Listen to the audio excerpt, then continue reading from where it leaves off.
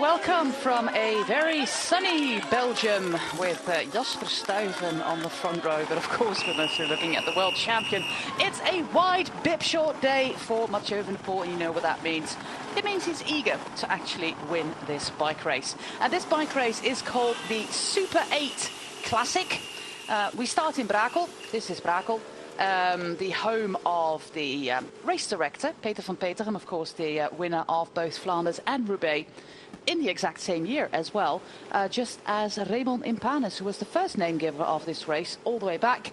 But now it's called for the first time the Super 8 Classic, and that is very Belgian, a beer, because we have our finish right in front of the beer brewery. 203.6 kilometers. That is 3 kilometers more than we did last year. And here is our breakaway. We've got 3 riders with, in black, for Team DSM, Frank van den Broek. He's 22, he's Dutch. Majes Bodnar leading this group, 38 years old, from Poland for Total Energie. These are recorded images of earlier today with a crash with as most notable victim Abner González Rivera. And if you watched the race yesterday, he was also involved in that crash in the finish straight of the Kampioenschap van Vlaanderen, together with Matthias Norsgaard. Norsgaard didn't take the start, González did, and now he's on the deck again as Hodge is waiting for a new bike. He was also part of this crash. These are recorded images. This was about 30 minutes ago that this happened, and these are live images. I introduced the man in black, Frank van den Broek. It's a good name, 22 years old from the Netherlands. Second position, Gilles de Wilde, the 23-year-old from Belgium. And in last position, the veteran Majes Bodnar, 38 years old for Team Total Energie. We are still racing in Wallonie, because this race takes place in 4 different provinces. We started in East Flanders in Brakel, and we make our way to Vlaams-Brabant, to the town of Boortmeerbeek-Wespelaar-Haagt. There you go. My name is José Bain, and with me is Brian Smith. Brian, what kind of race is today's race, the Super 8 Classic? Well, you know, from the Palmares of the riders that have kind of won here, even last year, the weather wasn't brilliant. We had a really good race, bit of a sprint come the end, and you know, it is lumpy, kind of breaks up a little bit. You know, most teams are here with a sprinter, some haven't, and I think with Mathieu van der Poel here, I think he'll be looking for a little bit more animation in the race rather than just going to wait for the sprints. We had a kind of sprinters classic yesterday, the King of the Kermes. And, you know, if you haven't seen that, go and watch. Really good sprint in the end. But yeah, we've got a mixture of good talent here, good kind of punchier riders. Mads Pedersen is here. Their team are riding on the front, trying to control things. So I think it will come down to some sort of sprint, though it's not an easy course. This is Lennart Hofstede, one of the riders of the Jumbo-Visma team, and sports director Frans Maassen, who said in a pre-race interview that, of course, the composition of the team was supposed to be a little bit different, as we are now on the Ottenburg, Chaussée d'Ottenburg. They were supposed to race here with Nathan van Hooijdonk and Wout van Aert. Wout van Aert was a little bit ill earlier this week, and no risks with regard to an important goal for him next Sunday, or Sunday in 1 week, the 24th, at the European Championships. And of course, you know the story of Nathan van Hooijdonk. Earlier this week, he had a cardiac arrest while being in his car behind the wheel. He caused an accident. Luckily, nobody got seriously injured. All seems fine with Van Hooijdonk, but Frans Maassen, the sports director, said, well, we have to run a lot of tests because, yeah, getting a cardiac arrest as a young athlete is something to look into. Sadly, we had the same news about Wesley Kreder, a Dutch rider of Cofidis. And today I read a really long interview with Sepp van Marken in het Nieuwsblad in Belgium. Yeah, he had to end his career. Basically, he was doing a training ride in the morning, and in the afternoon he heard that there was scar tissue on the heart muscle and that he could not continue his career. So, yeah, the career ended in one day. But he said, I was lucky, and I'm really happy that I didn't have to go through what both Wesley Kreder and Nathan van Hooijdonk went through. And Sepp van Marke, of course, will be a sports director. Well, they are on Ottenburg as well, and we have action straight away. Lotto Destiny here, Brent van Moer, Victor Kampenaerts, and following on his wheel is the world champion, Mathieu van der Poel. Van der Poel, who was very much off the mark in Grand Prix de Plouay last week, was a lot better on Wednesday in Wallonie, just finishing out just outside of the podium. And he said, Brian, the most important goal for me is now next week, where the Olympic mountain biking test event takes place on the Olympic course in Paris.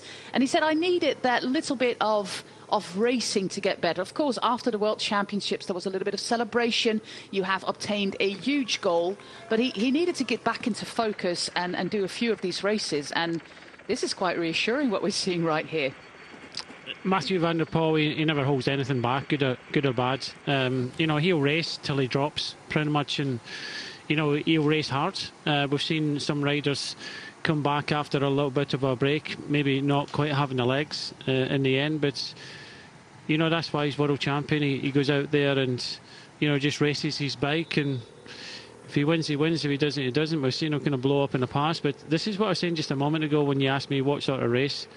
There's a few teams here that really kind of interested in kind of breaking up, animating the race. Victor Kampenaerts here, being one of them, and Lotto Destiny, Van Moer is just about to attack on the left-hand side as well. So they've not really got a big sprinter, good guys that can finish. So that's why they want to animate the race. The world champion, Mathieu van der Poel, he would like it like this as well. Although I don't know what the form is like, but he's just in here. He's in the front and he's prepared to race.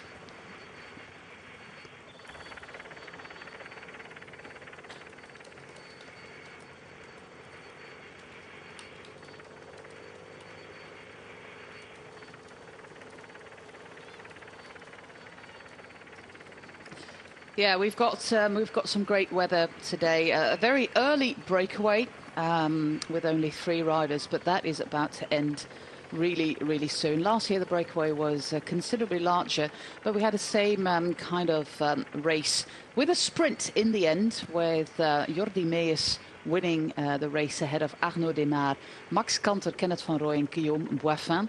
This year, of course, we have a new place on the place on the calendar is exactly the same, but the World Championships were a month earlier. Normally, this would be one of the last races to hone your form in preparation for the Worlds, and this year that has kind of changed, but they still have 12 World Tour teams on the start line here.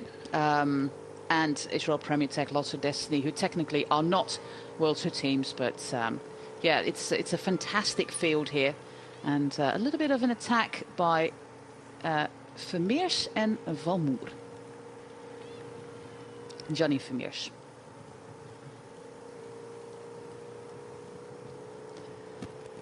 It's great to see, Brian, that the game is afoot. Yeah, they've started attacking. About 80 kilometres ago, Gianni Vermeers here for Alpes in De Koning. He was the one that kind of really instigated it himself, and Brent Van Moer of Lotto Destiny. But it's been shut down behind, you can see, from Soudal Quickstep. Looks as if Israel getting involved there. We saw a glimpse of the team of Jumbo-Visma as well, in the yellow as well. So, they had to kind of change plans, as, most teams have to do. When you've got an injury or illness and things like that for some of the team. So this part of the race is always going to be animated, but unless it's the right combination of group that can go away to the finish, then most people are looking for that kind of sprint finish. And Little Trek of the team that been doing a lot of the kind of riding today, trying to control things. Sizable group all kind of coming back together, but on that previous climb there it split up quite considerably, so it just goes to show you that when the race goes, bang, gaps do open, but if you don't persevere with it, it tends to regroup. Yeah, and that Chaussée d'Ottenbourg, as it was called, is the first of 10 climbs in the final. In a couple of kilometers, we end up on the Moskestraat, which you might remember from the 2021 World Championships course.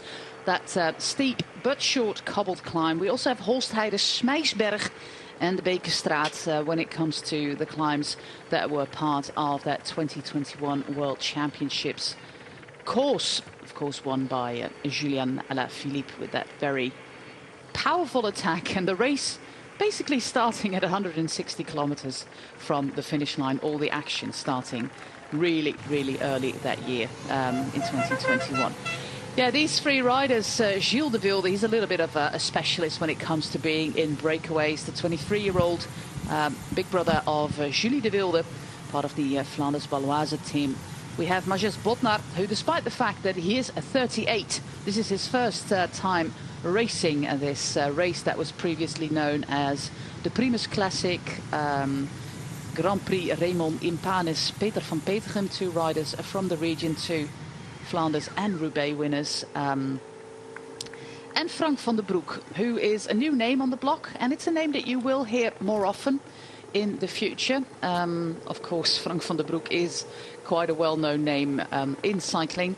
It's spelled differently. It's a completely different rider, and he's a little bit of yeah, he came into the sport a little bit later, and one of these riders who really suffered from the COVID pandemic that really hampered his progress into the sport. He's also born on the 28th of December, so when it comes to the ranks, he's always almost the youngest in his age group. But he really made a name for himself earlier this year in French races, and also, yeah, one of the last man standing, actually, at the Dutch National Championships, racing for a continental team called A-Block.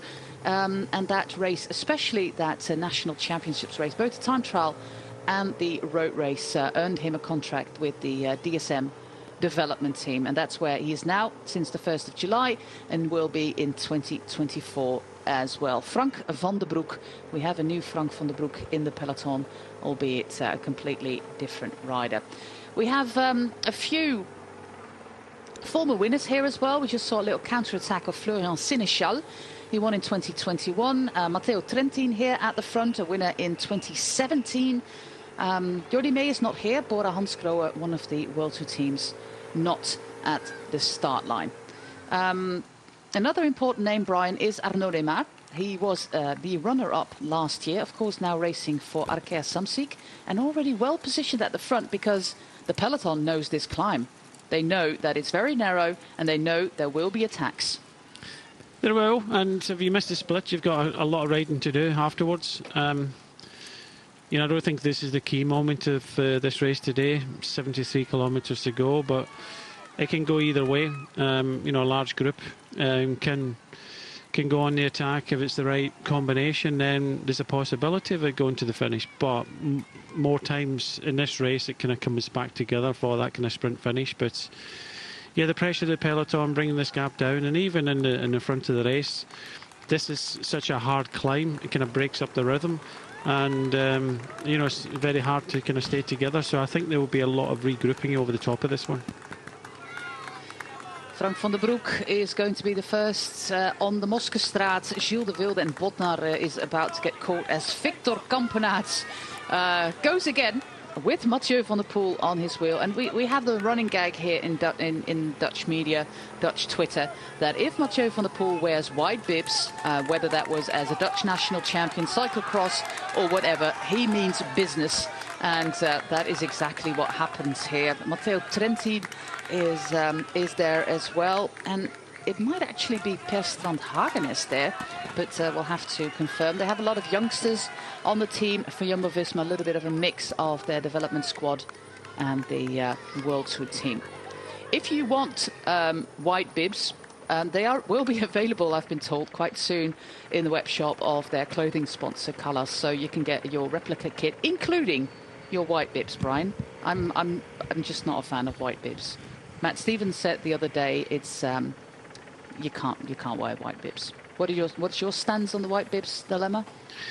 if you're a professional athlete, you can use white bibs because you get many of them. But if you buy them and you use them for a year, they're not white at the end of the year.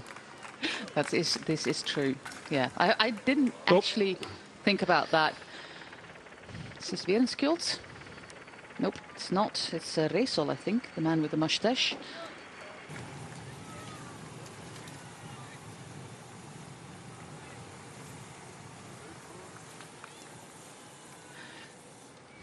But yeah, the cleanliness of white bibs is actually a really good point. 2 riders left of our breakaway of 3. There is Bodnar about to be caught by that group that went on the attack on the Moskestraat. Trentin van der Poel, Kampenaerts are 3 of the riders I managed to identify. We've got 1 Jumbo-Visma rider there and 1 for Israel Premier Tech as well.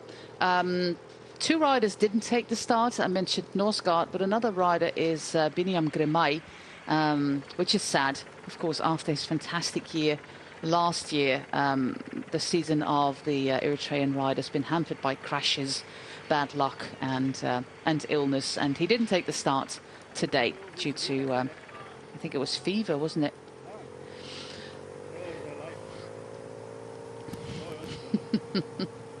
71 kilometers to go, and it's time to start the engines, preferably, people. Just a figure of speech with Kampenaerts there and Van der Poel. And now Yves Lampaert at the front of the peloton with our birthday boy, Oliver Nase. Yeah, what are they going to do? Are they already going to spend the energy, Brian, to go and catch this little group? Looks like Sénéchal wants to. Sénéchal wants to. Yeah, that's what the call was. Lampaert tried to close that gap, and he just went straight on to the radio that he didn't have the legs to shut that gap because they were, racing hard in front. He made the call, and that's why one of his teammates came straight up to the front to try and get across. So they reckon this is a dangerous break, and with Kampenaerts, world champion Van der Poel, they want to make sure that they have representation. Well, Mathieu, we still have 71 kilometers to go, which is just over 1.5 hours of racing. I know you do your solos, I know you love it, but for us commentators, it makes life so much more difficult. But yeah, here we are. This might be a race-winning move already.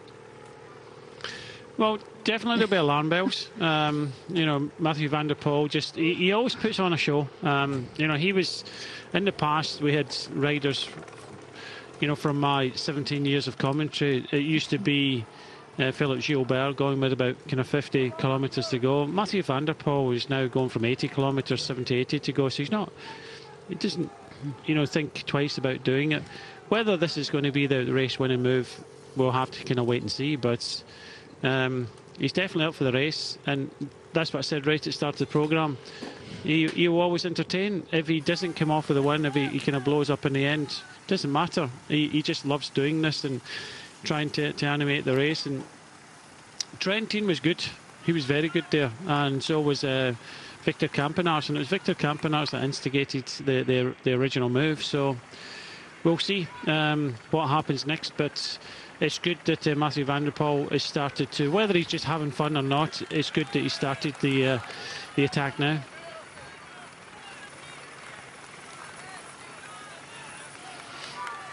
A little bit of a fan zone here on the Holstheide climb that we also know from the World Championships. Looks like Oliver Nase at the front. We have Lampaert there, Søren Kragh Andersen,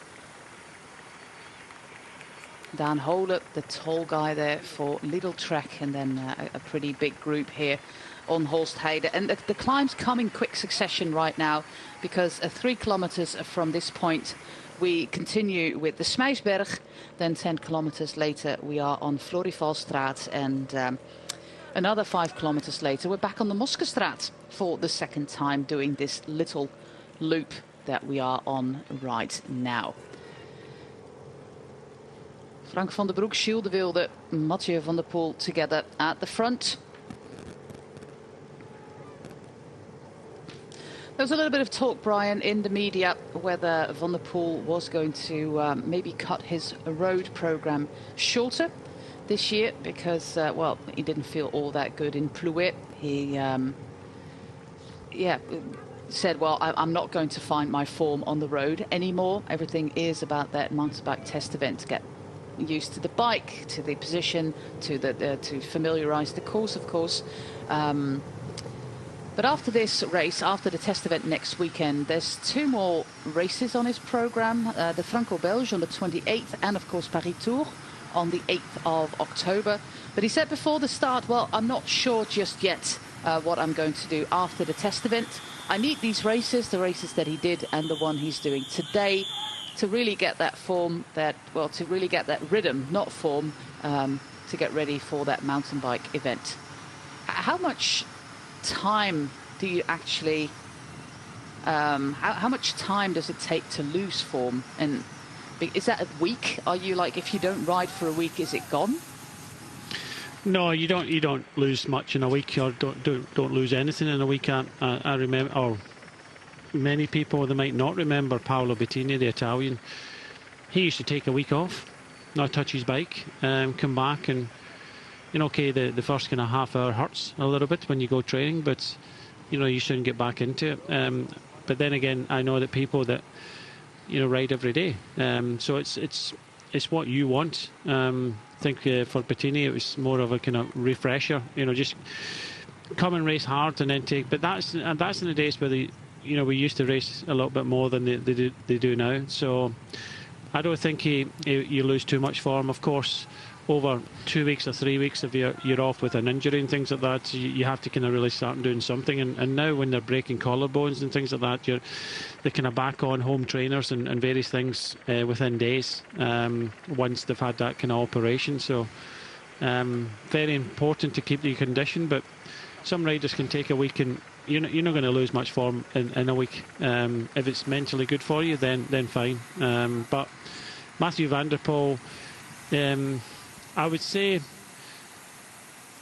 world champion, sponsors, we're talking about, over the last few days, we've been talking about Jumbo-Visma and how they are able to, what they're doing in the Tour of Spain and how they're controlling riders and what the situation is. So I think there is a bit of problem. There's a problem here for the mechanical, but there is, it's tough because you want to kind of look after the sponsors as well, and it's good for Mathieu van der Poel to be here, to be in the race, and to be in television, and prepared to race. So there is a little bit of pressure in different parts for van der Poel. He can't just kind of look at maybe what he wants to do, but he has to do things for the team as well. And even while he's out here, if the other teammates can just kind of follow, because we had Gianni Vermeersch. He was one of the riders that initially kind of went on the attack and trying to kind of instigate something that never really happened. So with him in front, all his teammates can do is follow, but for the moment they're finding it hard to follow. This is a young man of the development team, Warren van Geluwe, who is completely dropped here on the Schmeisberg. Lars Boven is the rider for Jumbo-Visma. We have Florent Sénéchal for Soudal Quick-Step. We have Riley Sheehan, the American of Israel Premier Tech, who's on a really good run right now. Matteo Trentin and Victor Campenaerts in pursuit.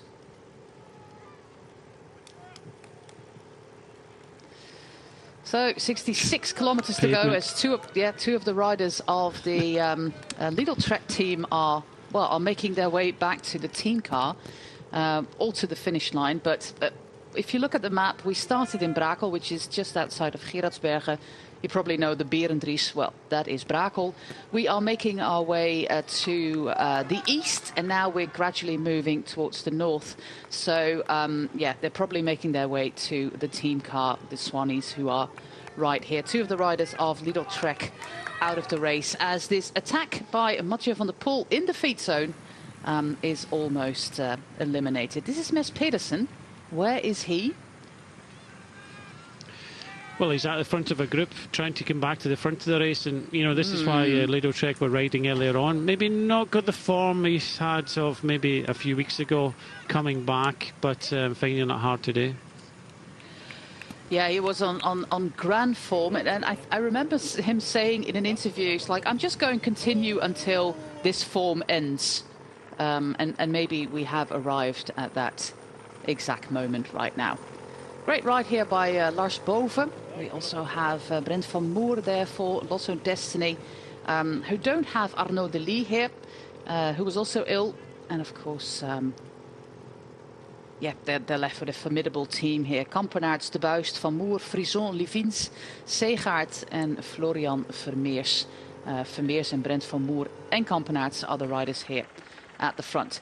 The attack by Van der Poel has been neutralized 5 kilometers after it started. But yeah, nice little test run there for the legs, I think. That's what he does when he's got the freedom to do it.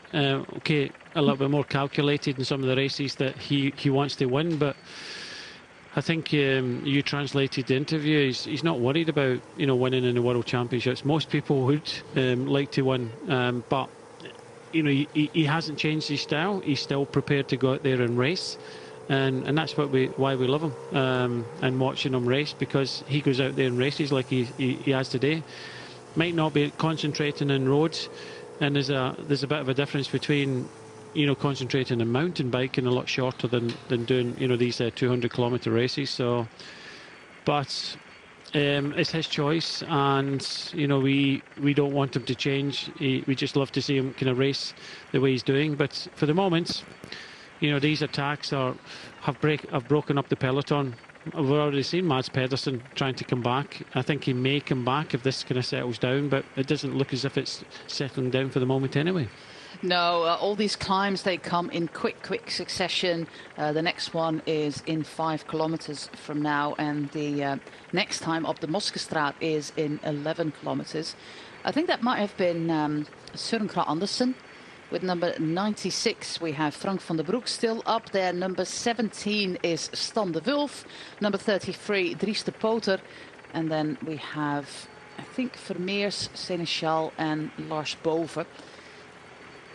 It's a little bit of a different field than we had yesterday with a lot of the continental teams, because this is a race in the Pro Series, so one category higher than the race Brian and I did yesterday. We discussed Caleb Ewan yesterday. He didn't mingle in the sprint, but he did win the Lotto Cycling Cup, a classification over 10 different races. So that was a nice result for the team. And Caleb Ewan said in an interview, well, I still assume I will be part of this team next year. I have a 2024 contract. But I think the last's not been said about that just yet. Back to the racing here. We also have Mike Teunissen there at the front as Mads Pedersen. Yeah, this is not going to be Mads Pedersen's day, I'm afraid. No, you can see the peloton in front, but and I don't really think that's the main peloton we're seeing now. I think there's another group behind. So Mads Pedersen looks as if he's in the third group in the roads.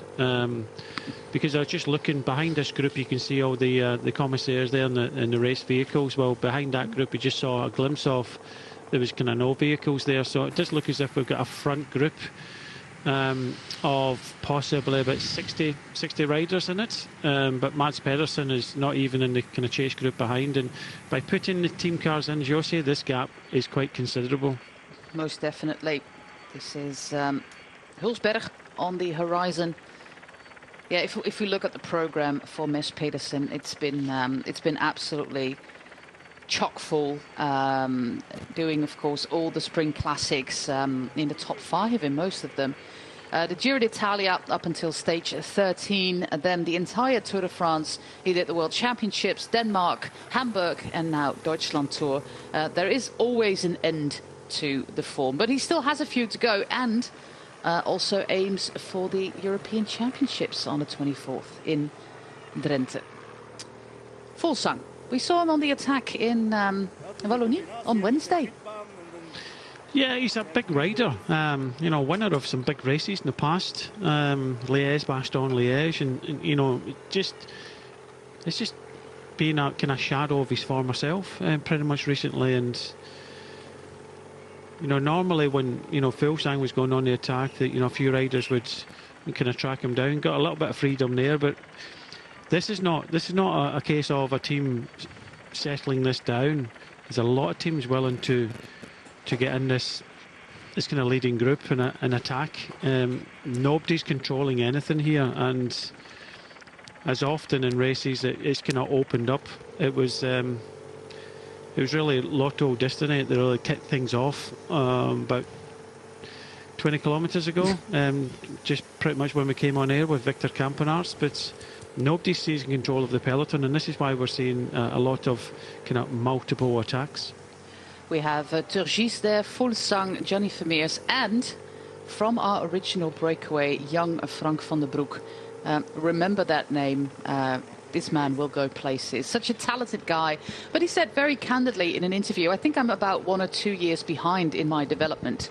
As long as he keeps riding his bike, he'll go places. He'll go places anyways, yes. Mostly racecourses and airports.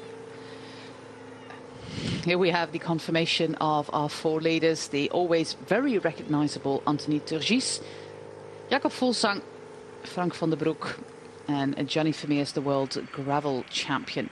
Counter-attack there from one of the riders of Intermarché. Yeah, I don't think Lotto Destiny will be happy with this one. Neither will Soudal Quick-Step. It just means that, 4 teams in front, they're in the back foot. They have to do the chasing. The teammates of the riders in front can kind of sit on a little bit. Not a huge group, hence not a huge number of teammates left. So that's why we're not seeing a team control this race. They're attacking it. And what we're seeing is probing moves the whole time. And the group can go to the finish with 60 kilometres to go if it's the right combination, because there's very few teams here with big numbers.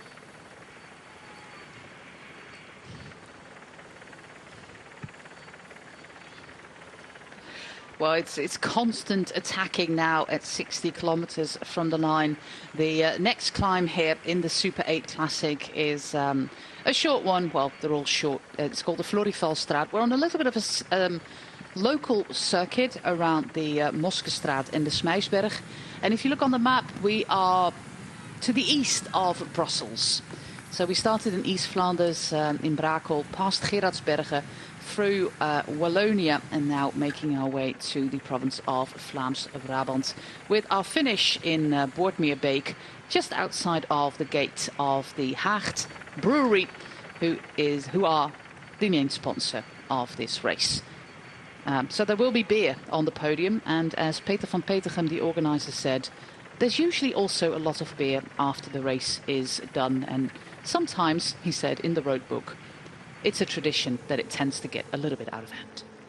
Well, that will be tonight for the organisers and all the volunteers and the crew that help build this race. For now, we still have a little bit, just shy of 1.5 hours of racing to go, with a very dynamic race. We saw that short-lived attack by Mathieu van der Poel, and now we have this little breakaway with Johnny Vermeers, Turgis, Jakob Fuglsang and Frank van der Broek.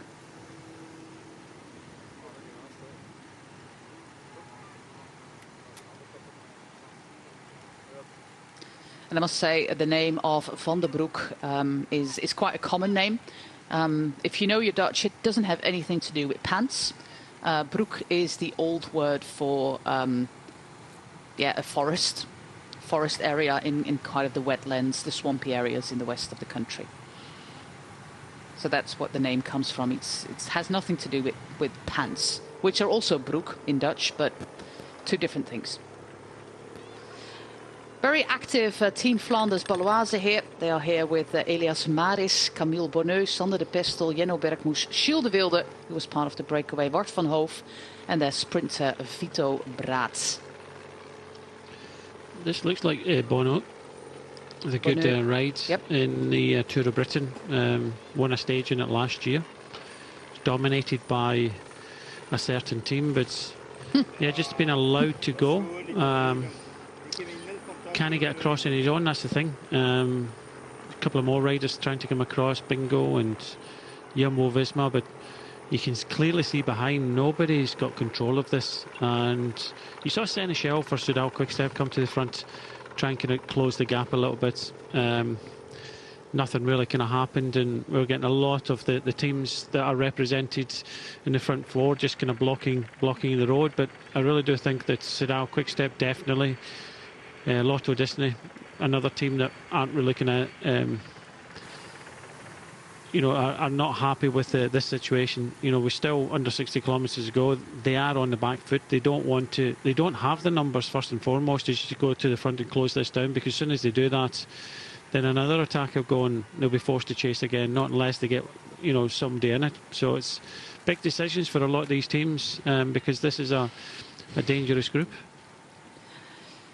Turgis, he was sixth in the race last year, so a race that that suits him apparently. Gianni Vermeers is always good on these short, punchy climbs that we have in this part of Belgium. We're not in the Belgian Ardennes, well, not in the Flemish Ardennes anymore. We're not in the hilly zone at Heuvelland, just outside of Brussels. Overijse is, for example, one of the races taking place here. There's a lot of races in East and West Flanders, but also quite a few here in Vlaams-Brabant, home to riders like Jasper Philipsen, Jasper Stuyven, Remco Evenepoel, all natives of Vlaams-Brabant.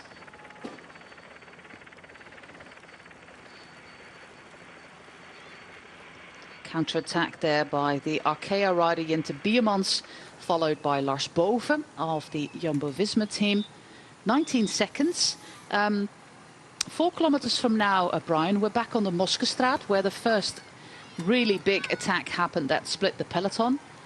I think we'll see some more fireworks there now. I think there's a few people waiting for this, because 18 seconds, 17 seconds, whatever, is not a huge gap, and that can be cut down quite quickly.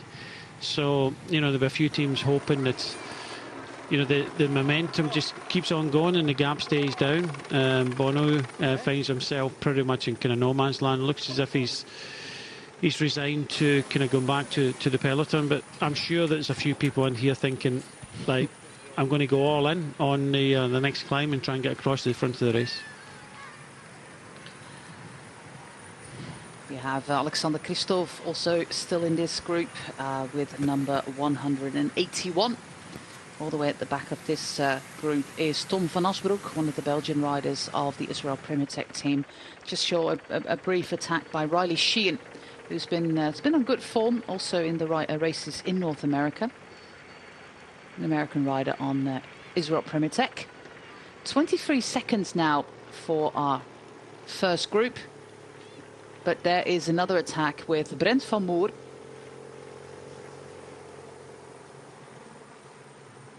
Yves Lampaert quickly on the wheel. Looks like Biermans as well there for Arkea Samsic. And quite a big group with without the world champion. We do have Trentin, we also have Dan Hole, but we don't have any rainbow bands there.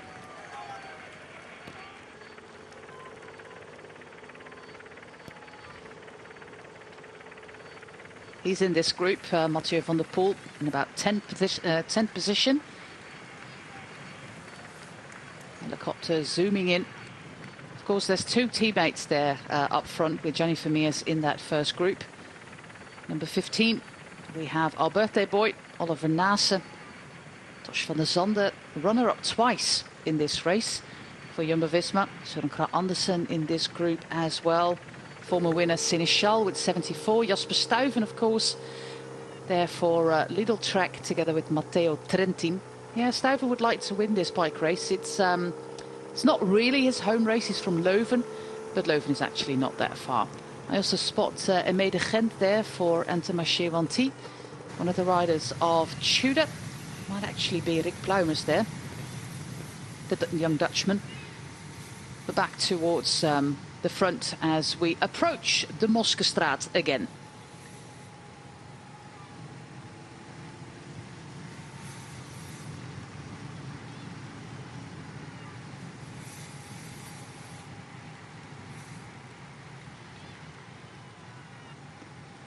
Why was Turgis hitting the legs there, Brian? Why do riders do that? Is it already cramps? I don't think so. I wouldn't think so, but then again, some of the races that we covered this year in the summer, that they tend to do that. I never did it. some riders just do it. It's just, I don't know. He might be feeling, not kind of feeling it at the moment, and trying to get a bit of feeling back in his legs. But you know, riders go through different periods within a race, and I wouldn't think it's overly warm. I think we saw it in the Criterium di Dauphiné earlier this year that, you know, in the first few stages, multiple riders are really suffering from cramp. But I don't think the temperatures here would be too much to worry about. No, it's about 20 degrees. A little bit cloudy earlier this morning. We had a little bit of sunshine, but now it's cloudy. No rain on the radar, thankfully, because on all these short climbs, the technical little descents, it's pretty tricky. But 24 seconds at the moment for Fuglsang, Turgis, Van der Broek and Vermeers. And here is the Moskestraat, that little cobbled climb. It's only 300 meters, but it's a pretty steep one. And it's perfect to make that jump across if you still have it. We did see that group with Mathieu van der Poel come back to the front now. And Van der Broek was moving up.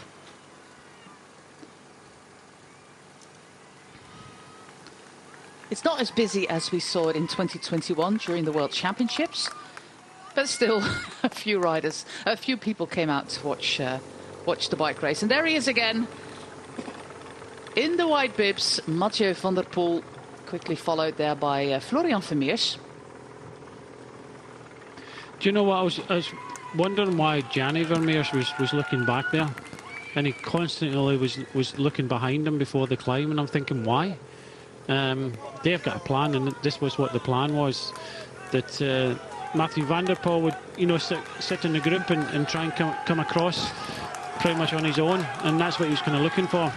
Matteo Trentin can't follow, Vermeers can't follow, so it's whether Mathieu van der Poel can get across to this group on his own. Well, he bridged the gap to just 10 seconds at the moment. Trentin, the second rider, Florian Vermeers, the third, and then the rest of the field. Lampaert is part of this first group. Sénéchal is as well.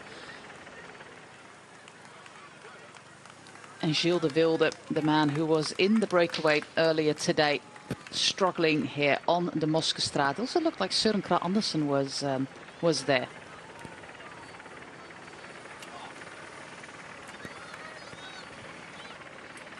But let's get back to the front. GPS indicates the gap between our four leaders and Van der Poel at 9 seconds.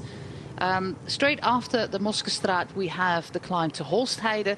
And then not that long after that, the Bekerstraat, the triple whammy leading up to the Smeisberg. Our final climb actually is at 19.6 kilometers from the finish, Brian. So if you want to make a difference, you have to do it quite early. Otherwise, you end up with a bunch sprint. Yeah, that's the case. That's the strategy that these teams have to kind of look at. I think Vermeers will be sitting in at the back of this group of four in front, hoping that Mathieu van der Poel will come across. And, you know, he's taking, you know, a little bit of risk here. And he's just kind of waiting, kind of hanging around. And as soon as Mathieu van der Poel comes across, constantly looking behind. So that was the plan. Because it's not often that you get a rider in the breakaway. And Gianni Vermeers is a good rider, got a good sprint on him, and, you know, he's very capable. And sometimes some teams will give him that opportunity, but he's waiting for his team leader. As soon as he gets up, then he'll start to go to work. But they've not got a huge gap to the rest of the field. But as I was saying a moment ago, the rest of the field, no team has got big numbers at the front of this race. Pretty clever sponsor placement there for Brustor, who is who returned to the team a year ago. Of course, an iconic name in cycling sponsorship as well. And he made his way across to the first four just before we end up on Holstheide.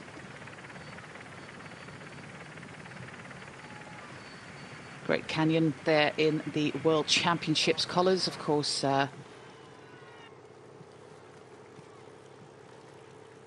They already have quite a big range of bikes in rainbow colours for Mathieu van der Poel, because he's a 5-time cyclocross world champion and the reigning world champion as well. He's not going to do the Gravel World Championships. His teammate Gianni Vermeers is the reigning Gravel World Champion. We are returning to Trente in the northeast of Italy.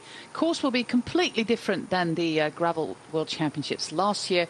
Lots more of elevation, lots more of off-road and gravel, and yeah, a little bit more of a gradual run into it. This is Vermeers and Lars Boven, of these are.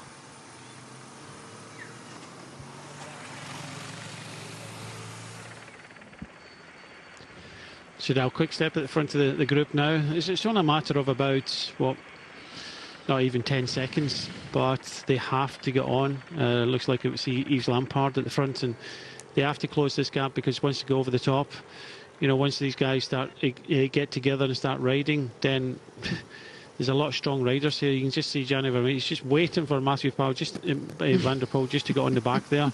And I think it's good that Vermeers is there, and Boven as well. It's another couple of teams that said that Lotto Destiny I've kind of missed out, but a really big pressure on Soudal Quick-Step to do something about this. So it'll be a case of Vermeers goes to the front, keeps the pressure on, his team leader is there. I'm saying this now, it wasn't an easy ride across that gap. Normally, maybe when Van der Poel's got big form, that he zips across that, but he looks as if he's struggled to come across there. He did in the end, but it's clear that he's not 100%, but even not being 100%, he's very capable of winning. Yeah, this is all about testing the legs. This is all about seeing where he's at and what he can still do.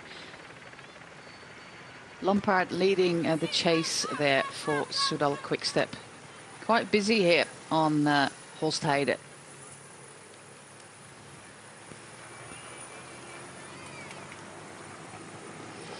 We're on the climb, or just past the climb of Holstheide. Mathieu van der Poel bridged across to the original four leaders. And Brian, there might actually be a look of fatigue there on his face. Yeah, it was not effortless, as you said.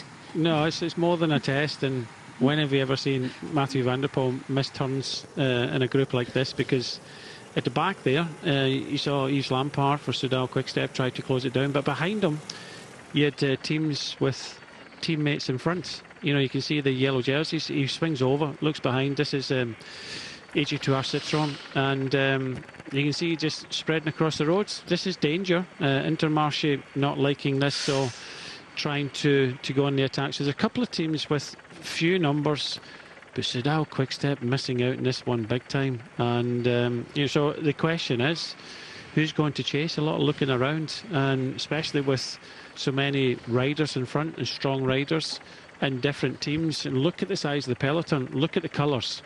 There's not, I would say Intermarché might be a team that has got numbers here, but do they have the legs to deliver? It's nip and tuck at the moment whether these guys are going to be brought back, and it looks as if this could be potentially, you know, the race winning move.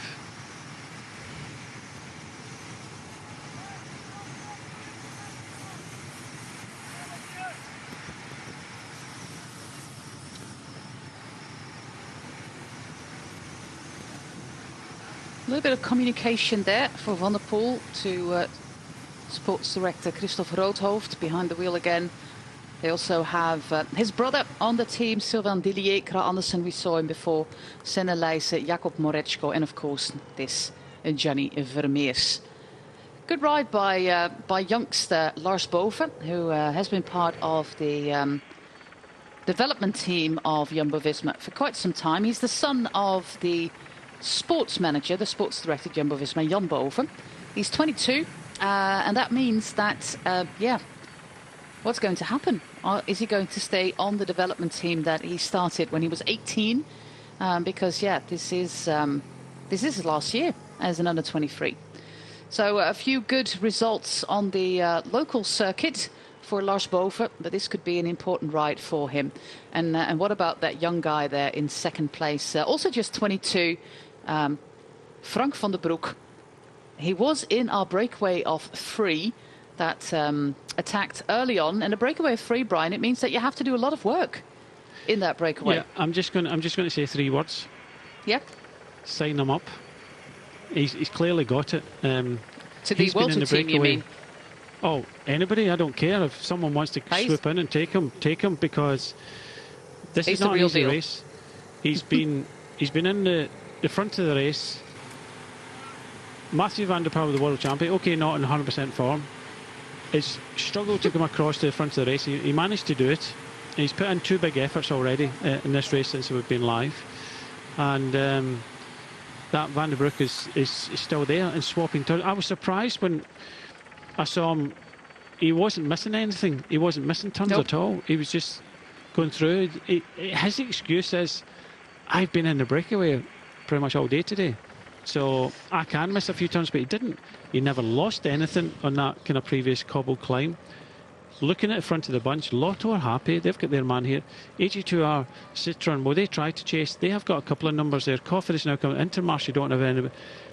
They need to chat. They need to talk. Even this front, this bunch here is split in 2 because they're all looking at each other. But the problem they've got now is they've got Victor Campenaerts on their chase. On the case, so if anybody jumps, tries to ride, he's just going to ride it down because they're happy with their man Vermeer's been there. So they're happy that they've got their man there at least. But Soudal Quick-Step missed out. A lot of teams have missed out, but I really can't see where the firepower is coming to close this gap. 36 seconds, I can only see it going up. Yeah, Soudal Quick-Step, they're here with Lampaert. We've seen him, Seneschal, 2 riders in that chasing group. Stan van Tricht, who's on good form. Ethan Vernon, who missed out on winning a stage in the Tour of Britain because of Olaf Kooi. Yannick Steimle, Michael Morkov, and we saw youngster Warren van Geluwe already getting dropped a little while ago. So now it's up to, I think this is Dries de Poter of the Intermarché 1T team. Quickly followed by Brent van Moer. Tosh van der Zande there in 3rd place as well. This is just a case of, look at the teams, three riders from the teams that are in, or 4 riders now, just closing that down. That's it. That's all they were doing, just up in the tempo a little bit, just close it down. Nobody else going. 45 seconds now. Fan across the road, just going to block the road now. Nice and steady, nice and easy. And that's the name of the game. Yeah, I'll tell you a little bit more about Frank van der Broek. He comes from a town near Leiden, Voorhout. Grew up in the cycling club, the Bollenstreek, right between the big tulip fields. If you know the Keukenhof, the big tulip garden, that is where he is from. He was signed by Ablok while he was racing for the Jonge Renner, which is a talent team, an amateur team from the Netherlands, from Oosterhout. And yeah, already making waves in races with a little bit of elevation. He was 9th in Flèche du Sud. He won the Ronde de l'Oise, which is in France, beating the likes of former pro Alexis Couchard, for example. Then went on to that fantastic week of racing at the National Championships, a 6th in the Elite Championship for the time trial, the man of DSM in that first group, and then an 8th place in the road race on a very challenging circuit around Sittard-Geleen on the climb of Waterslei. And it was only in the last lap that he was dropped with all those World Tour pros around him. And that was the moment that DSM said, well, we'll sign you up for our World Tour team. Won a stage in Qinghai Lake after being on the attack basically the entire day together with Stefano Candin, and then winning that stage with 1:40 on the competition. Did fantastic in the Tour de l'Alsace, where he also won a stage, and then went on to do the Deutschland Tour, where he was in the breakaway a couple of times and finished 16th in the DGC in a pretty stacked field there in Germany.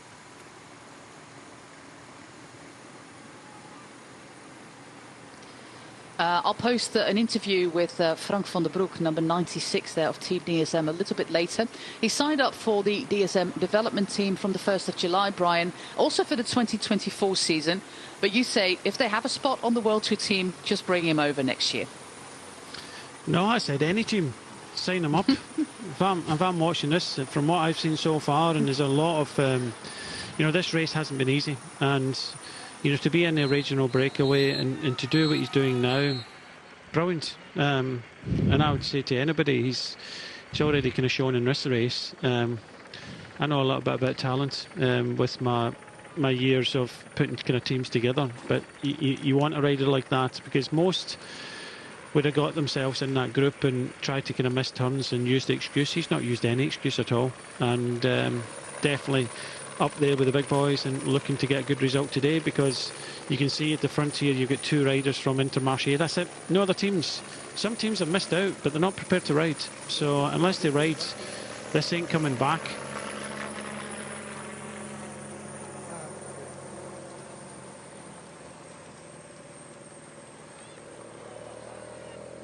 No, this is the race-winning move. You called it there, and a minute right now. And as you analysed, and rightly so, Brian, who is going to bring this back? We saw that little attack by that little attempt by Dries de Boter of Intermarché, and it quickly closed down by teams who have riders up front.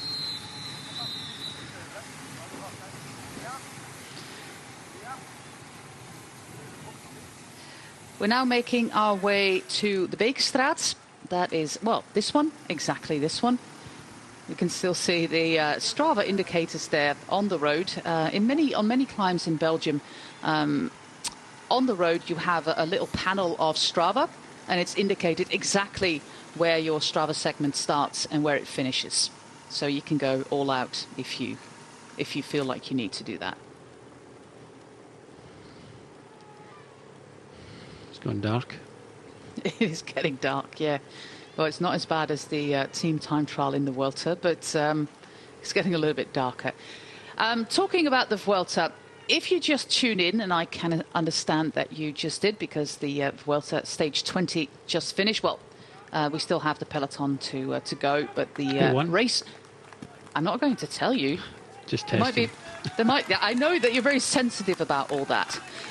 This is the Super 8 Classic, 203.6 kilometers from Brakel, the home of Peter van Petegem, to the beer brewery of Brimershaagd in Boortmeerbeek. We had originally a breakaway of 3 riders, with the Belgian rider Gilles de Wilde of Flanders Baloise, Majes Bodnar, Polish rider of Team Total Energie, and Frank van der Broek, a 22-year-old Dutchman for the DSM Continental team. They never really got a big gap, just 2 minutes max. The first time we were on the Moskestraat, which was at 73.4 kilometers to go, we saw a first attack by the world champion, by Mathieu van der Poel.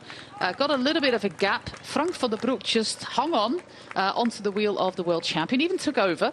But that gap was neutralised, or that attack was neutralised. But the climbs come in quick succession right now. And we had a little bit of a counter move initiated by Jakob Fuglsang of Israel Premier Tech, followed by Victor Kampenaerts, Matteo Trentin and Lars Boven.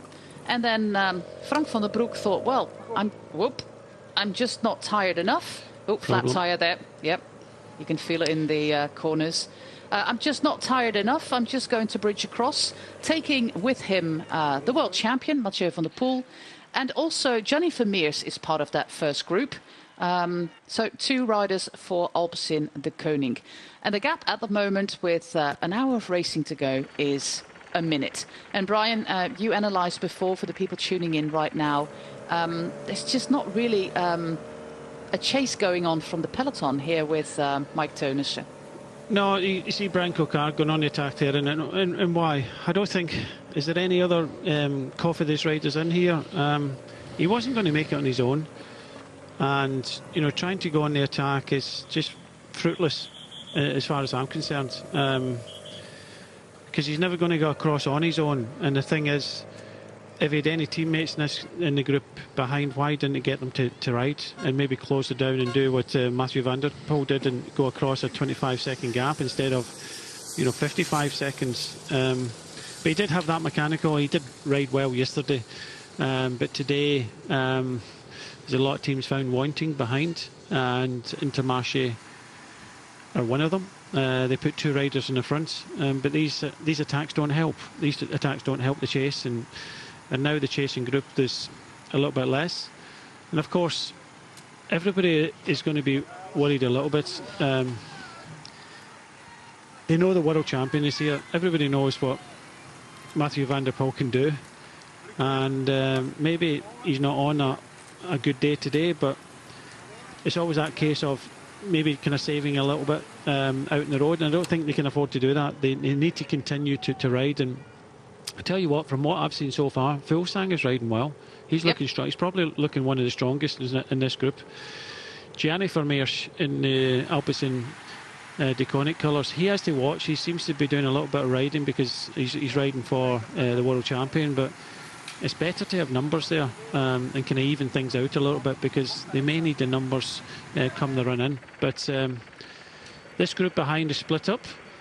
Still a little bit of indecision. You can see the shape of the group just in front, and you know, a lot of riders not kind of prepared to ride, and there's a lot of shutting down in the process as well.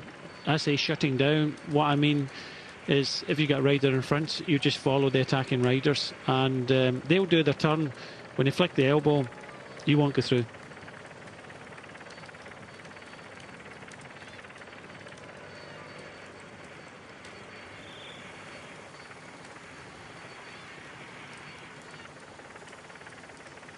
The only problem I have with Fuglsang right there, Brian, is that our final climb is at 20 kilometres from the finish line.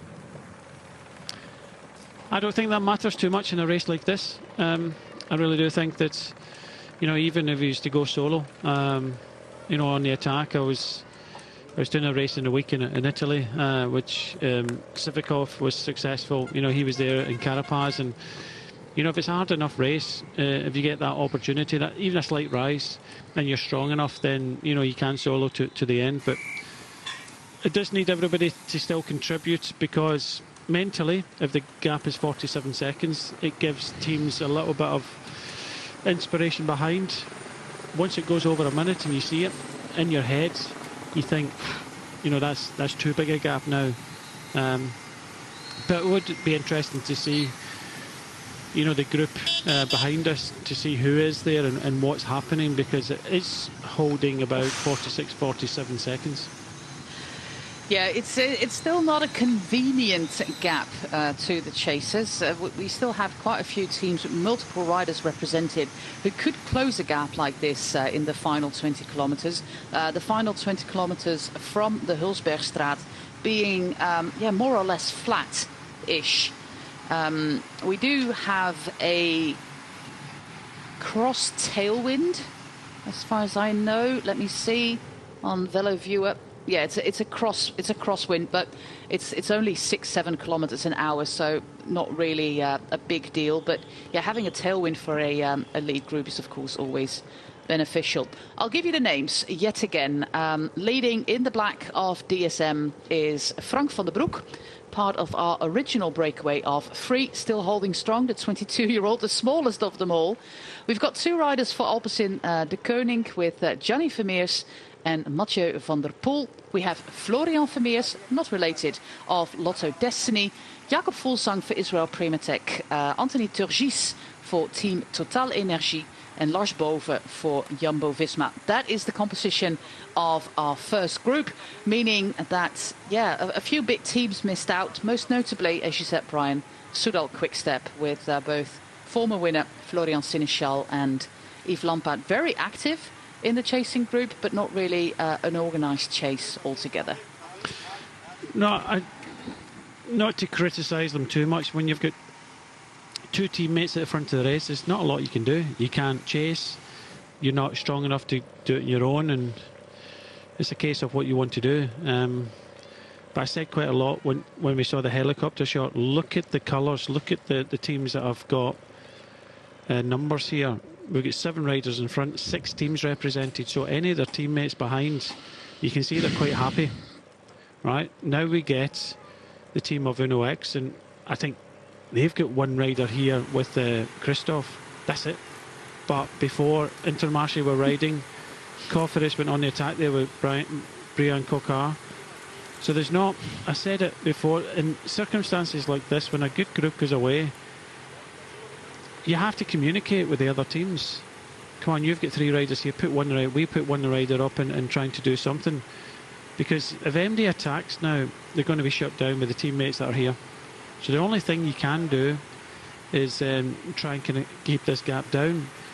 And to keep this gap down, you're going to have to use your team. And from the colours that we're seeing the different teams. There's not one team. I think Intermarché maybe have about 4, 5. 3. But there's no team has got big numbers behind, and that's what you're going to need. You have to consider 7 here, right?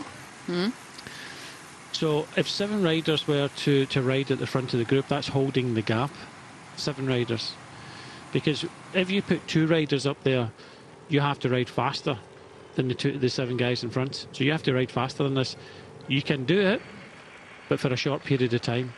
So now we're seeing at the front of this very small, just look at the helicopter shot as we come down here. No big numbers of teams, right? You got Uno X, 1 rider. Intermarché, 1 rider. So these 2 riders, right, they can keep this gap at 55, 56.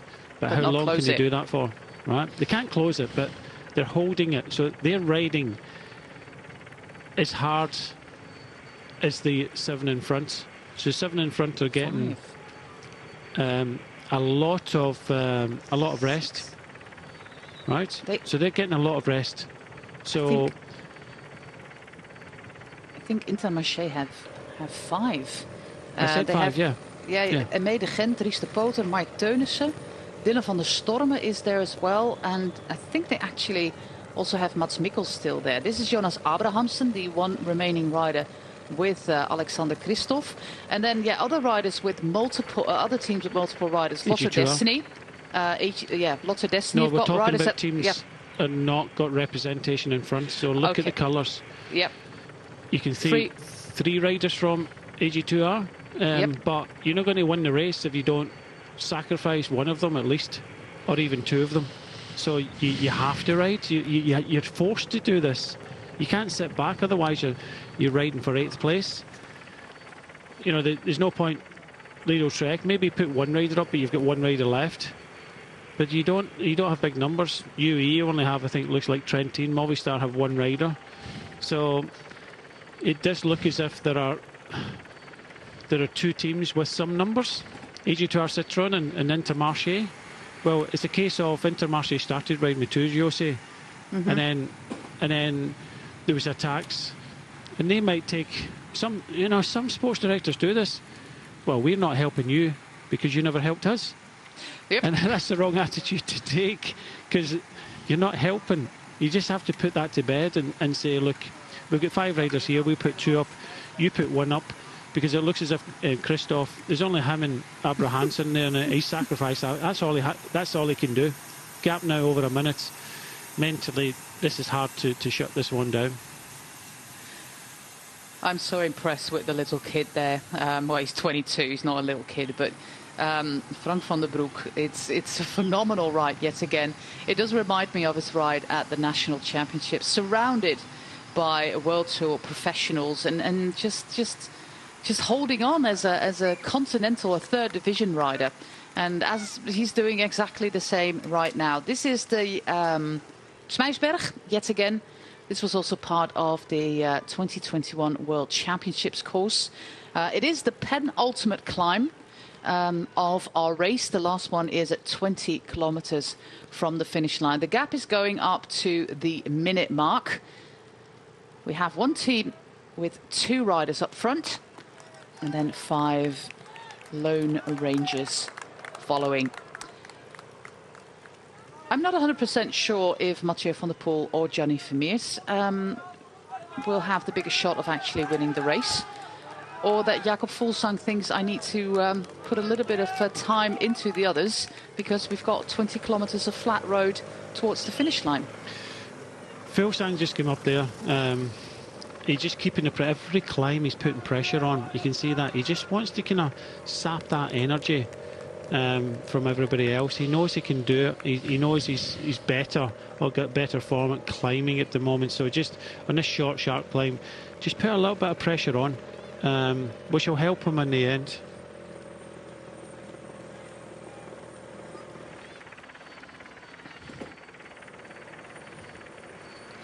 Another team with a few riders is Lidl Trek. They have Stuyven Hole and the Latvian champion Emils Lipins in this group here. They're also climbing the Smeisberg as we speak. See, the last thing anybody wants to do now is attack, because it kind of breaks the rhythm. So they've gone up this climb. Fuglsang make a bit of an effort. Now he's prepared to kind of go over the top here. Just get everybody riding again, and this will go over a minute. And then we'll look at the front of the peloton, and everybody will just kind of be sitting up.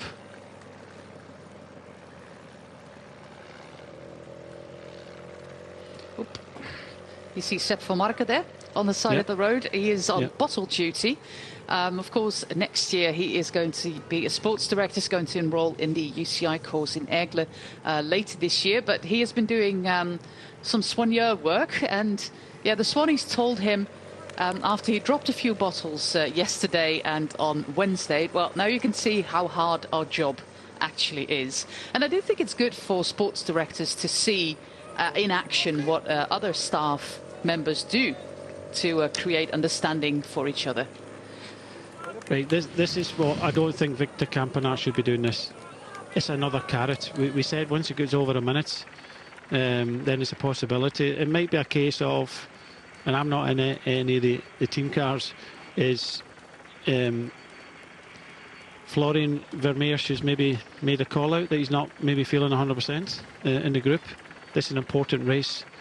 It's all about, you know, trying to get the points, trying to get back up to the World Tour, but I just don't think having that carrot in front is helping at all. So I would have sat back a little bit more. So it might have been a call internally that Florian Vermeersch isn't feeling that great, and they think they need another rider to try and go across. And Victor Campenaerts is, you know, is the person to be trying to do that. But trying to do it is a different thing.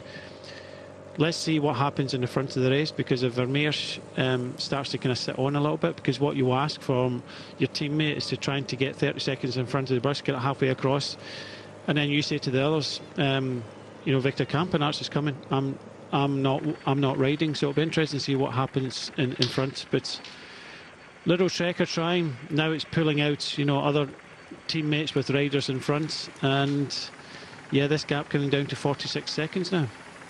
Yeah, we see Tim van Dijken now for Jumbo-Visma also participating in the chase. Dries de Poter is there for the Intermarché 1T. This is Victor Campenaerts, the 31-year-old. He just recently won a race in the same region called the Druivenkoers. That was on the 19th of August, so almost a month ago. But this is, of course, what he does. And it's also what he did before that horrific crash earlier this year in Bredene Kokzijde.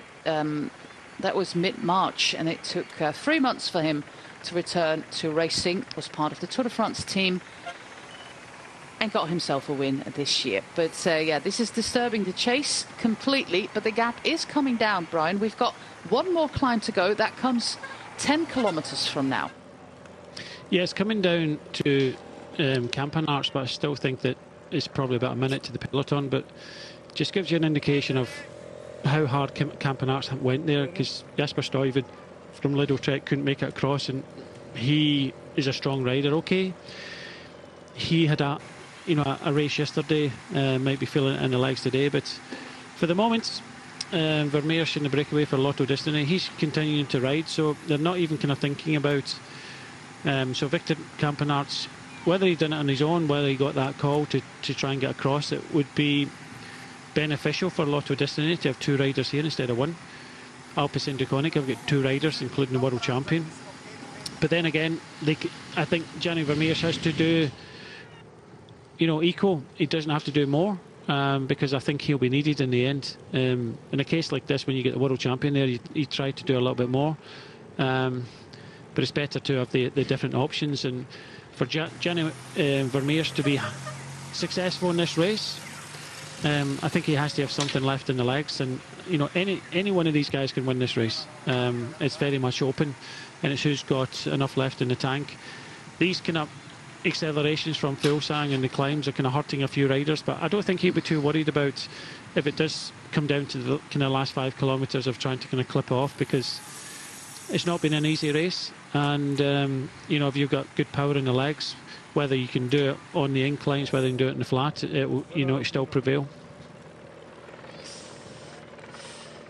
He's now 20 seconds ahead of the peloton, Victor Campenaerts, but still 40 seconds behind our breakaway, or our leading group, actually, of 7. A little bit of conferring there between the Intermarché boys. We have, indeed, Emme de Gent currently leading. Number 36 is Arne Marit. 37, Dylan van der Storme, a rider of the Continental Talent team. Mats Mikkels is there, and...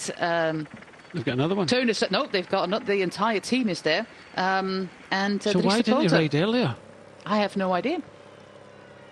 Mats Mikkels is one of the strong sprinters who could actually finish this off.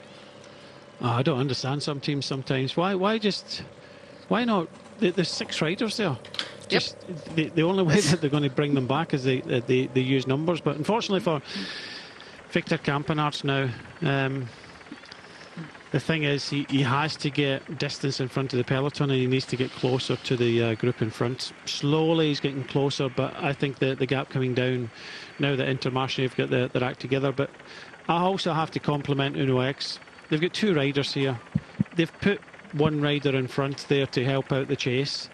Looks as if Cofidis maybe getting the message as well. They've got Coquard here. I think he's made it back, and they've got one other rider. So they sacrifice your riders. But we said that AG2R have got 3 riders not prepared to sacrifice, and there's other teams with maybe 2 or 3 riders not prepared to sacrifice, which I think is wrong.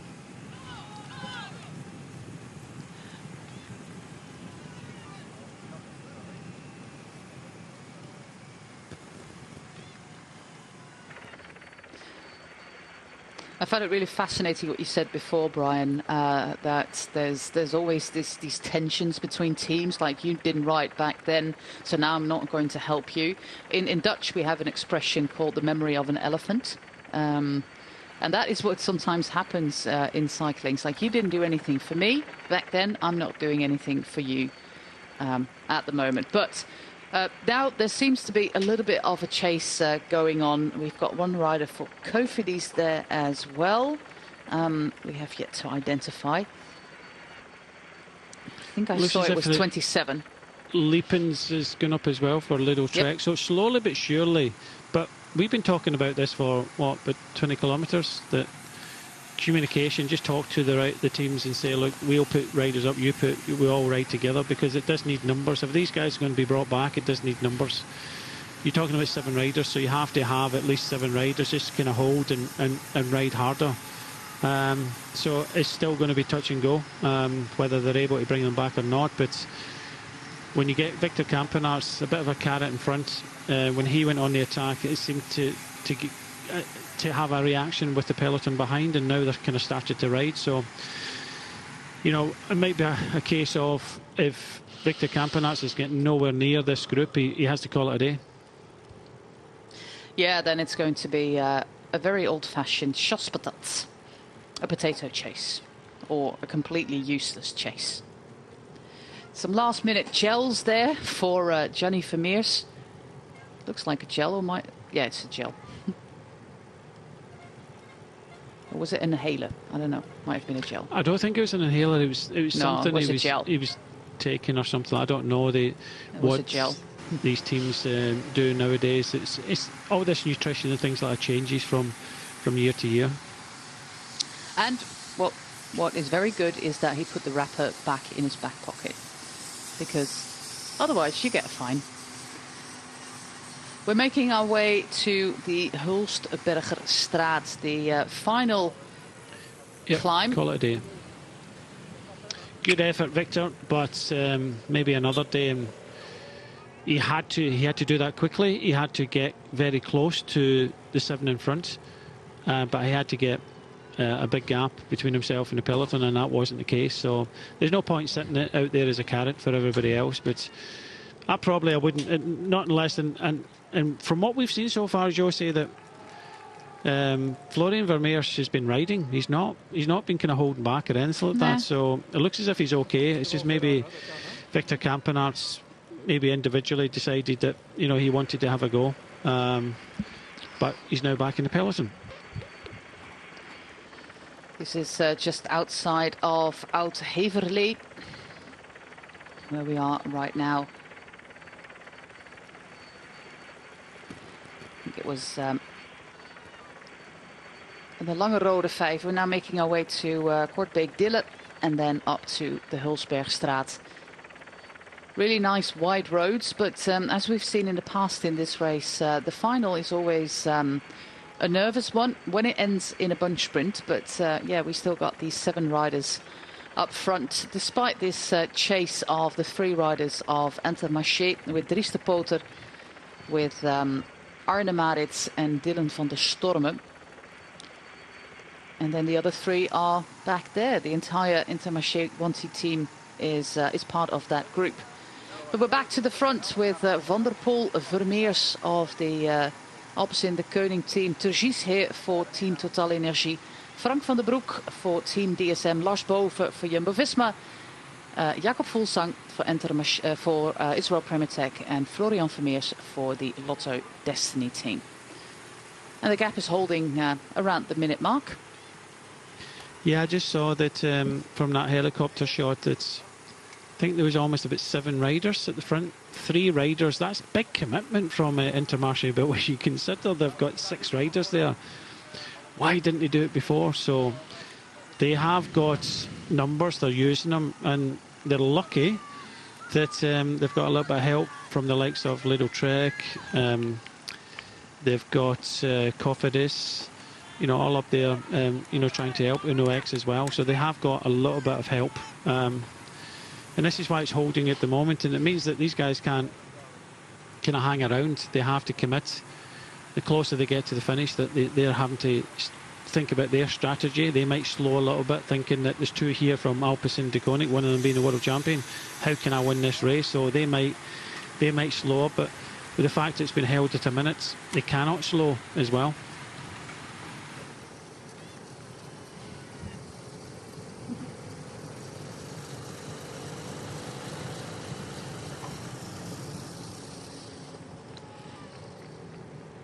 A little bit of elevation going on. This is not the Hulsbergstraat that is coming after this little climb.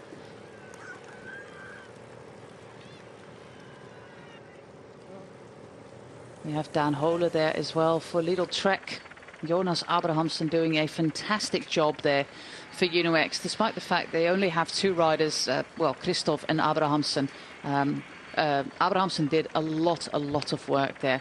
Alexandre Delettre is the rider for Cofidis, and then the entire brigade for just count them, Josie. Intermarché. It's 6. Yes, a lot. 1, 2, 3, 4, 5, 6 place. That rider at the front. Just watch the rider in red where he goes in, because that will determine how many riders are riding. So it looks as if Lidl Trek have put 2 up there. So 1, 2, 3, 4, 5. Is he going into 6th spot, moving, or is he moving behind into 7? So there's a lot of riders. Hopefully we'll get to see that again, and where that Uno X rider popped in there. But just watch with the rider pulling off the front where he drops into the line.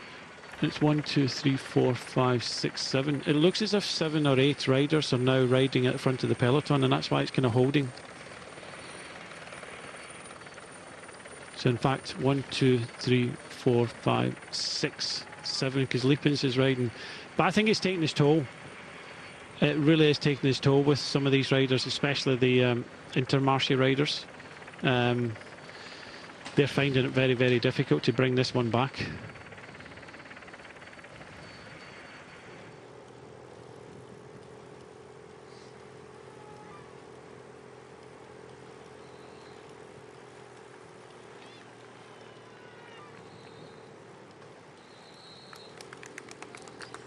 Lars Boven, the other young Dutchman in this group, former national junior time trial champion, runner-up at the European Championships. Had a good under-23 career with stage wins in the Alsace, for example.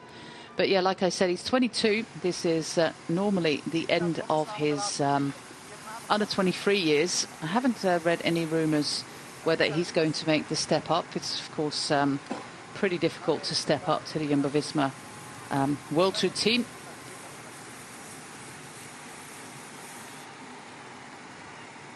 And the youngest of them all is currently leading this group in black. The youngest and the smallest, Frank van der Broek. It's nice getting to know this young man, Brian, of the DSM team.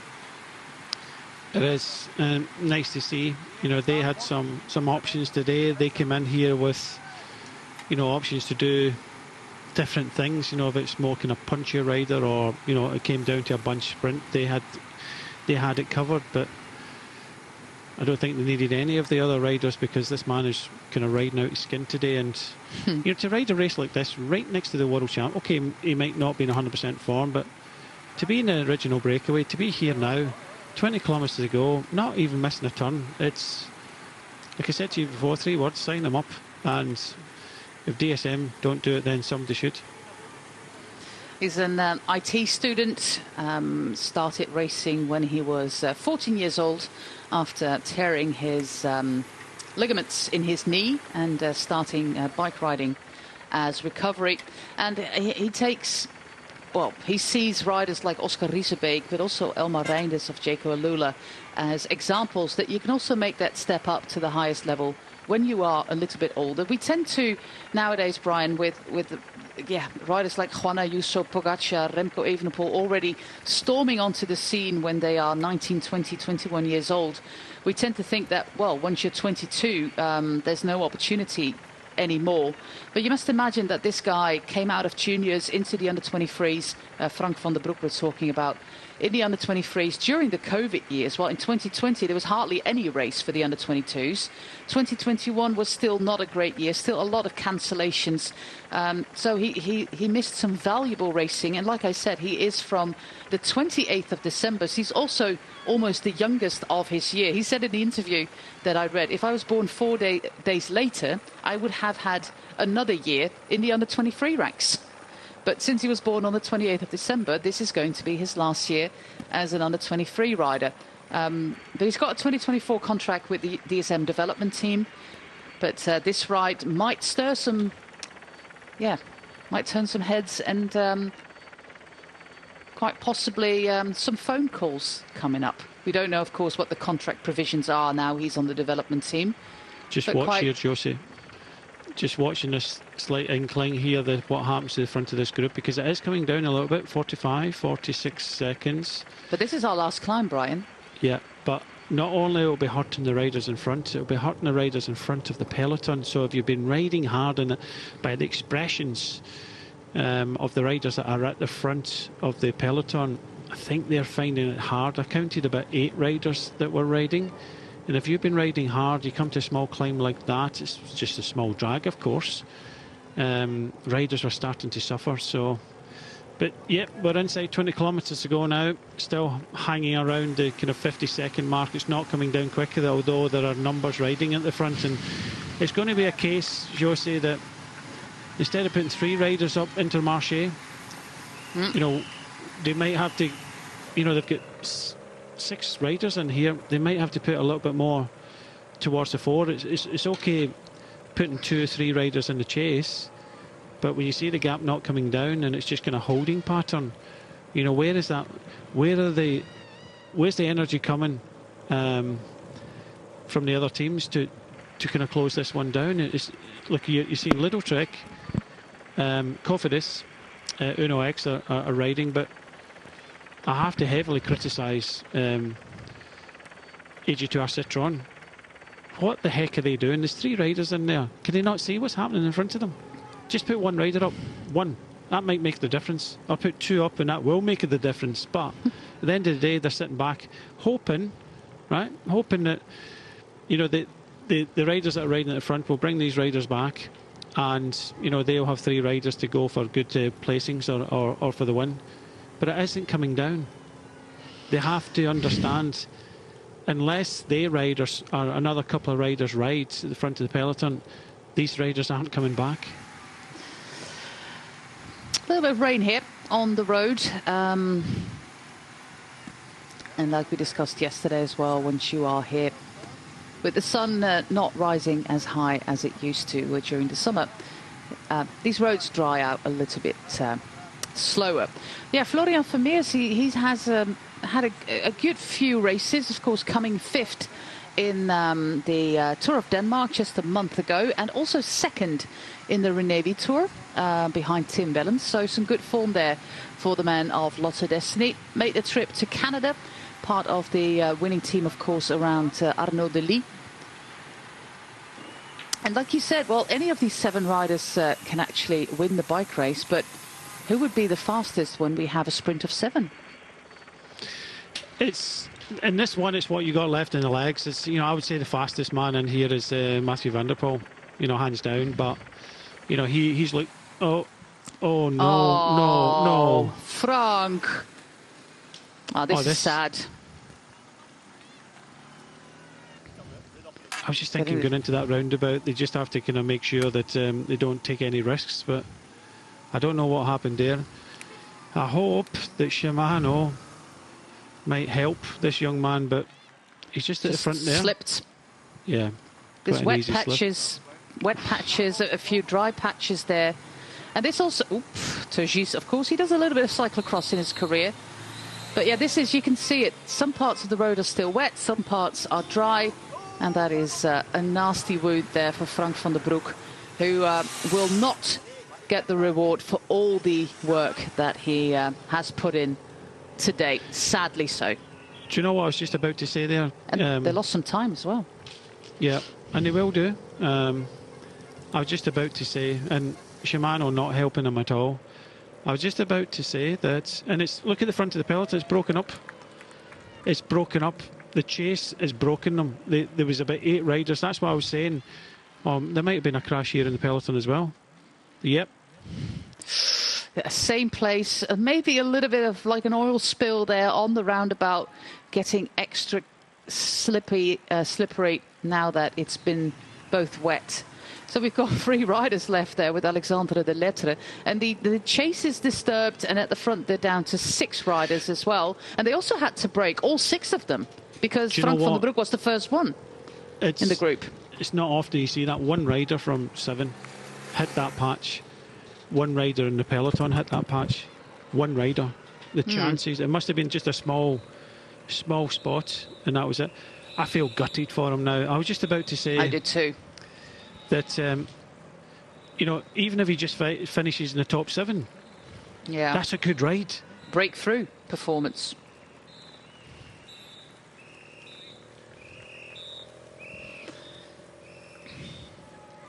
Because, of course, he did exactly the same thing, being in the breakaway during the national championships, which were in Limburg, and then still finishing in 8th place, hanging on to all these well-established World Tour professionals with, of course, national champion Dylan van Baarle as winner. And he did exactly the same strategy right here. And, yeah, having a 7th place in such a great field of riders would have been a nice international breakthrough there for Frank van der Broek. But sadly, not to be. This is the National Airport of Brussels. And we're back to racing here with our 6 riders right now. Turgis, Van der Poel, Vermeers, both Gianni and Florian, Fuglsang and Lars Boven. What it does do, Jose, is it brings DSM back into the mix, and I don't know how many riders they had. I know that John Degenkolb was there. I don't know who the other rider was, but it does mean, yeah, that they might put Bittner up there to ride for John Degenkolb for, you know, a sprint at the end. But now 49 seconds. It's not going to come back if the same teams and the same riders are riding at the front. Even with DSM, if they've only got 2 riders, as you say, that one rider isn't enough. There'll be a few teams kicking themselves at the end of the day. But going back to the young man Van der Broek, I was thinking about the kind of running. You're in a big race like this. You're with, you know, maybe one of your heroes in Mathieu van der Poel, world champion. He's not going to hold back. For him to ride all the way to the finish, and even if he finishes 7th, that's brilliant in this company. So it's not a case of, you know, you can kind of sit on a little bit, and he's got every excuse to do that. He's been in the original breakaway. I'm just so gutted for him. That this was going to be a top 7 performance from him. Brilliant rides, and if you're not looking at him, any of the teams listening, look at that young man, because there was a while ago that I think it was Magnus Cort Nielsen, I was commentating on the race, and I said, I was on the phone to one of the the sports directors that I know look at this guy, and it was in the Giro d'Italia, so he watched the stage of this race in the rest day, and they signed him up. I think it was Magnus Cort Nielsen for 3 years. So a lot of teams watch these races, and everybody knows, look at the size of the pelots. This has not been an easy race. Look at the faces on these riders at the front. Yeah, that young man has been up the road all day, and he's just crashed out the race and won't get that result. But luckily, we've got the footage to show that, you know, he's good enough. He's the real deal.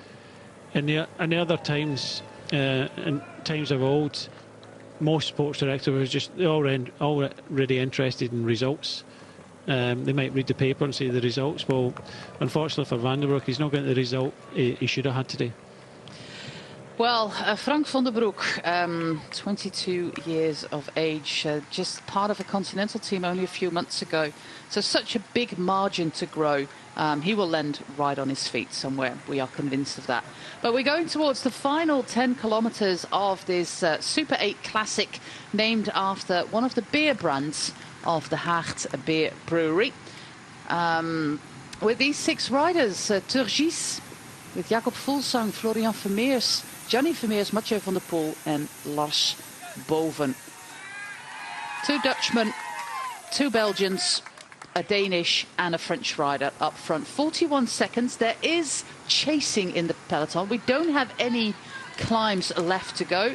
We're making our way to Boortmeerbeek, which is our finish town just outside the gates of the brewery. And the next town we are getting through is Kamperhout-Sas, and that was the birthplace of Raymond Impanis, who was the original name giver of this race. Only a couple of years it was called the Grand Prix Impanis.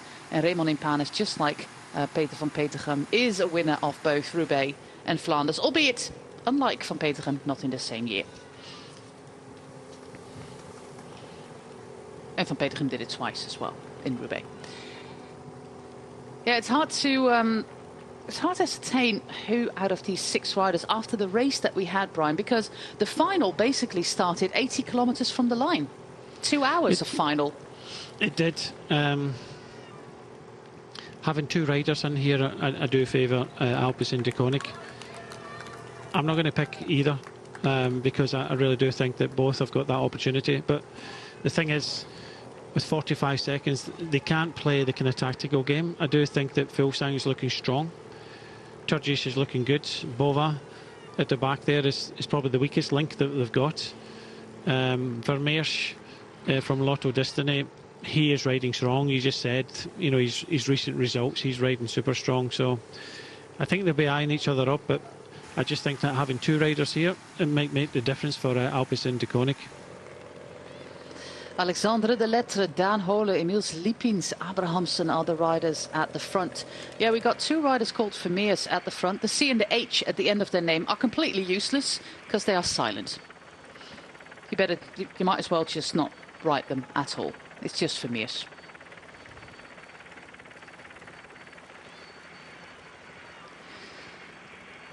De Lettre, yeah, Cofidis, who is he working for? Is Coquard still in this group? Have you seen him? I think he has to. He had a mechanical and, you know, tried to go on the attack. There's the team in white that have... there he is on the wheel of Christophe. Yeah, he had a problem, and now the problem's okay. But not okay for Mathieu van der Poel. Oops. He's got them back. Yeah. He could have gone on the grassy bit as well. He would not have been faced by that either. But you never know what's there. There might be tyres or hubcaps or whatever stuck there. 39 seconds, Brian. This is, well, according to VeloViewer, the wind is coming from the east right now, but it's not really all that strong. So it's a little bit of a crosswind. A tailwind would have been very useful for these 6 leaders, but 40 seconds, 8.7 kilometres to go. It's not 100% over just yet for the peloton. I think it is. I really do. Trying to get the suspension here. Come on. Yeah, no, they're not. Look, Boven is tiring, but he's still trying to contribute. But even finishing top 6 would be good enough for him. Yeah. you know, just looking at his body language, he's absolutely hanging on these long kind of straight roads in towards the finish. The peloton will see them. But I think that the firepower is here to deliver the win. Where it's going to come from, they can't mess around. If you go back to the peloton, it looks as if we've only got one Intermarché rider prepared to ride. It does need a last-ditch effort from the likes of AG2R or something to come up and try and bring them back. But we're 8 kilometres to go. We're in the same scenario. I said it's been a holding pattern. We're riding about 40, 50. You know, Liepens, his day is gone as well. He's spent. So slowly but surely, some of the riders from the front of the peloton are starting to think this. Yeah, I can't keep this pace going. Yeah, but I understand your frustration with AG2R. They have, I have seen Oliver Nase, Stan de Wulf. I think the other rider is Antoine Rochelle. Who's going to do a sprint for them? I'll tell you what I would do. Right, Bovin is clearly struggling. Right. Yep. Look at the yellow jerseys of Jumbo-Visma. Christophe Laporte is there. Yep. Right. One of the big favourites. 35 seconds. Yeah, 35 seconds. Jumbo-Visma tell Bovin, no more work. You're absolutely hanging. Put the team on the front, bring it back, and they win. That's the only scenario I can see in that group behind. The only scenario, because the current scenario, they aren't coming back. But under Jumbo-Visma, yeah, but I'm just worried about these damp roads and the run into the finish. It was the same last year, wasn't it, where we had crashes? Yeah, quite a big... yeah, they just missed the rain, apparently. Yeah, Bovin is not going to contribute anything to this group anymore. But 30 seconds, these are completely dead. 30 seconds, Brian. I think the peloton is coming back. Gianni Vermeers, Florian Vermeers, Jakob Fuglsang, Mathieu van der Poel, Turgis and Lars Boven. Oh, this is tricky in the streets here of Kampenhout. There we are, Alexandre de Lettre. What a job by him today. Same can be said of Jonas Abrahamsen. They've got their sprinters, both Coquard and Alexander Kristoff, still in this group. John Degenkolb is still here as well. We've got a little bit of an attack. The rider for Intermarché is Dylan van der Storme. He's a rider of their talent team, Circus Rius. Fantastic ride there by Dylan van der Storme today. Riding with the big boys. 27 seconds, 6 kilometres to go. That flat finale might just be the nail in their coffin. Oof. Yeah, lovely. I was just about to say, Brian, there's an awful lot of cars still behind these 6 riders, but it would have been better that on the main road that we just were, that they would have overtaken the group right there. I think the judges, the commissaires, left it indeed a little bit late. Probably in that scenario that the commissaire should have popped in front, put a motorbike commissaire in there and left Shimano, because the last thing you want is somebody having a bit of a problem and no service car, but they've got a service bike there, so like you said, just use the wider roads and leave the commissaire bike and the neutral service bikes. I think we'll have to hand out this. Never mind the result of Alexander Kristoff today, but a big MVP award there for Jonas Abrahamsen. Uno-X, only 2 riders in this group, but Jonas Abrahamsen did an awful lot of work right there. Well, look at Victor Kampenaerts sitting third wheel, which means that they've got it back down. I think a few riders have absolutely emptied themselves, but Intermarché have only got 2 riders, now they've only got 1, so this gap could go out again. Yeah, it's not closed. It's bridgeable for that scenario I said about Jumbo-Visma. If the call has been made, then 25 seconds is doable. What is Bovin going to do?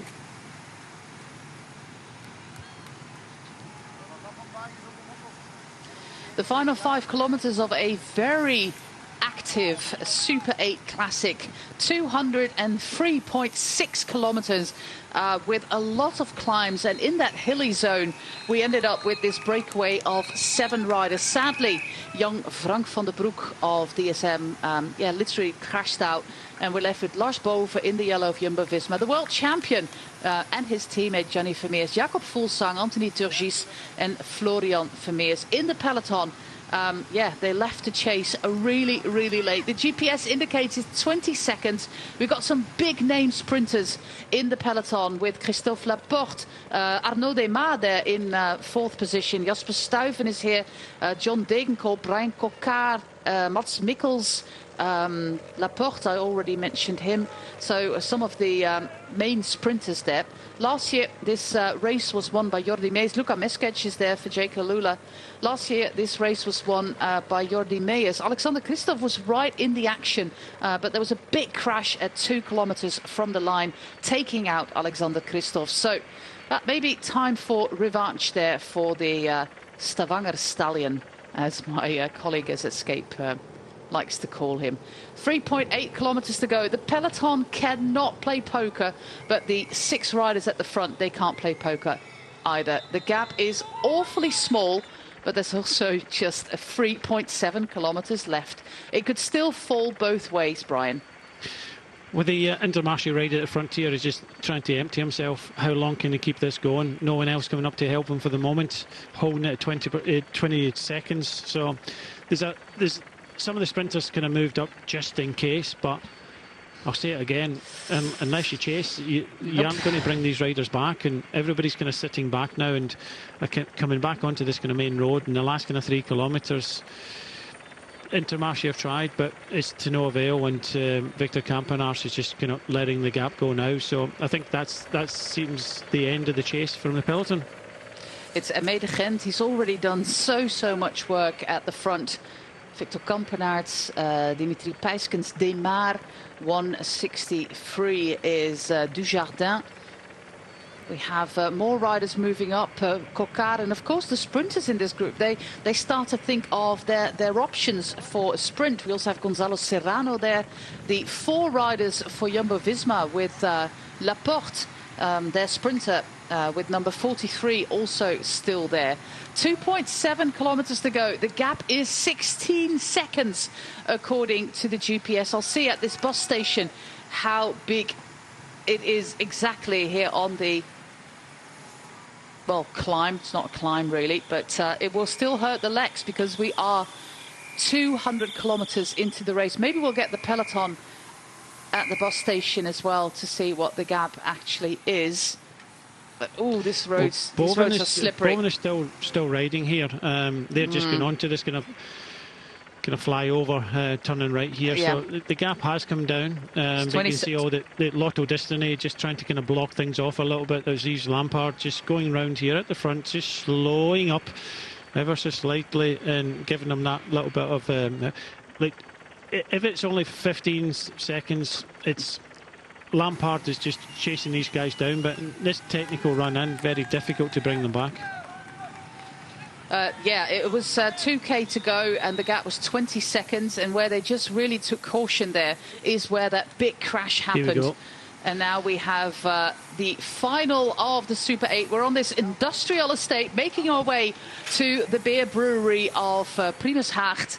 And Gianni Vermeers going through that corner with great ease. Of course, he's got that cyclocross background as well. Florian Vermeers is trying to counter. We have had races before where Gianni Vermeers was first and Florian Vermeers was second, or the other way around, actually, in the Antwerp-Port Epic last year. But it's Gianni Vermeers, Florian Vermeers and Mathieu van der Poel now going into the final kilometre, Brian. Yeah, that was a good move because they recognised that Bovin wasn't the strongest rider. He was propped on the front, and this is where we go through this industrial estate back onto the kind of finishing straight. I think Fuglsang is going to have a crack at this, but Bovin, Turgis has to be aware here because he's got a kind of weaker rider right in front of him, but I'm pretty sure that Fuglsang is going to try something soon. He cannot wait too long. 1 kilometre to go. Yeah, there is the Flamme Rouge. It's a little bit hidden there on the left side of the road. Gianni Vermeers is completely emptying himself for the world champion, his teammate, Mathieu van der Poel. Florian Vermeers glancing over his shoulder. Fuglsang in 4th position. Lars Boven in 5th. And Turgis in last position. Very tricky there on the white stripes with the rain that has been. But these are the cameras at the finish line. Gianni Vermeers, he's doing everything to get that first victory for his teammate in the rainbow stripes. It's a perfect position right now for Mathieu van der Poel. The peloton is also in this shot, but they will be too late. They just left the chase too late. Mathieu van der Poel in third position. When is he going to launch that sprint? We still have Lars Boven there in the yellow, Fuglsang for Israel Premier Tech and Turgis, and there is that first sprint by Florian Vermeers, and it has to be Mathieu van der Poel who has to go past Florian Vermeers on his way to his first victory in the rainbow stripes. And of course everybody loves this. It is the 16th of September and the world champion wins for the first time in his rainbow jersey.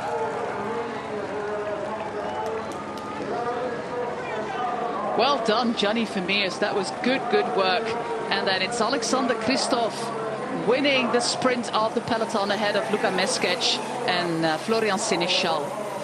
But yeah, there's probably going to be some evaluation there for the Intermarché team. That's mostly. Very polite. That's very polite. I think knocking our heads together with some of them. But he gets his win. The world champion, his first victory in the rainbow bands. And yeah, he has to kind of thank a little bit Gianni Vermeers. Gianni Vermeers.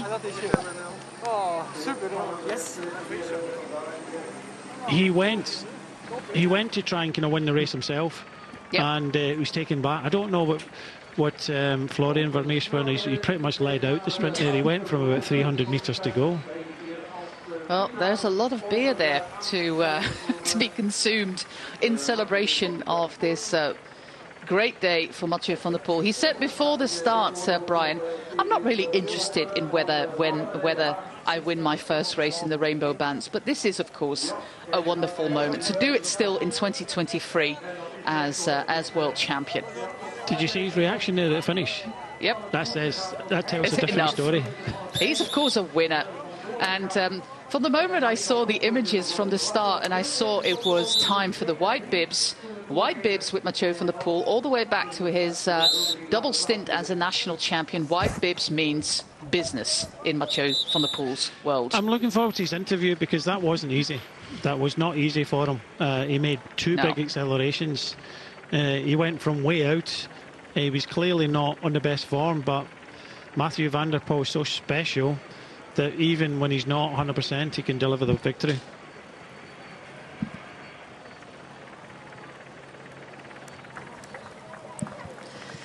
Well, Mathieu van der Poel does it. Wins the Super 8 Classic as a world champion.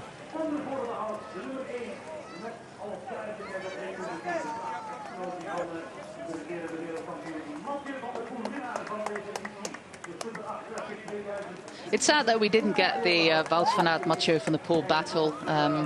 Van Aert being a little bit ill. Mathieu van der Poel not going to the European Championships. Why would he?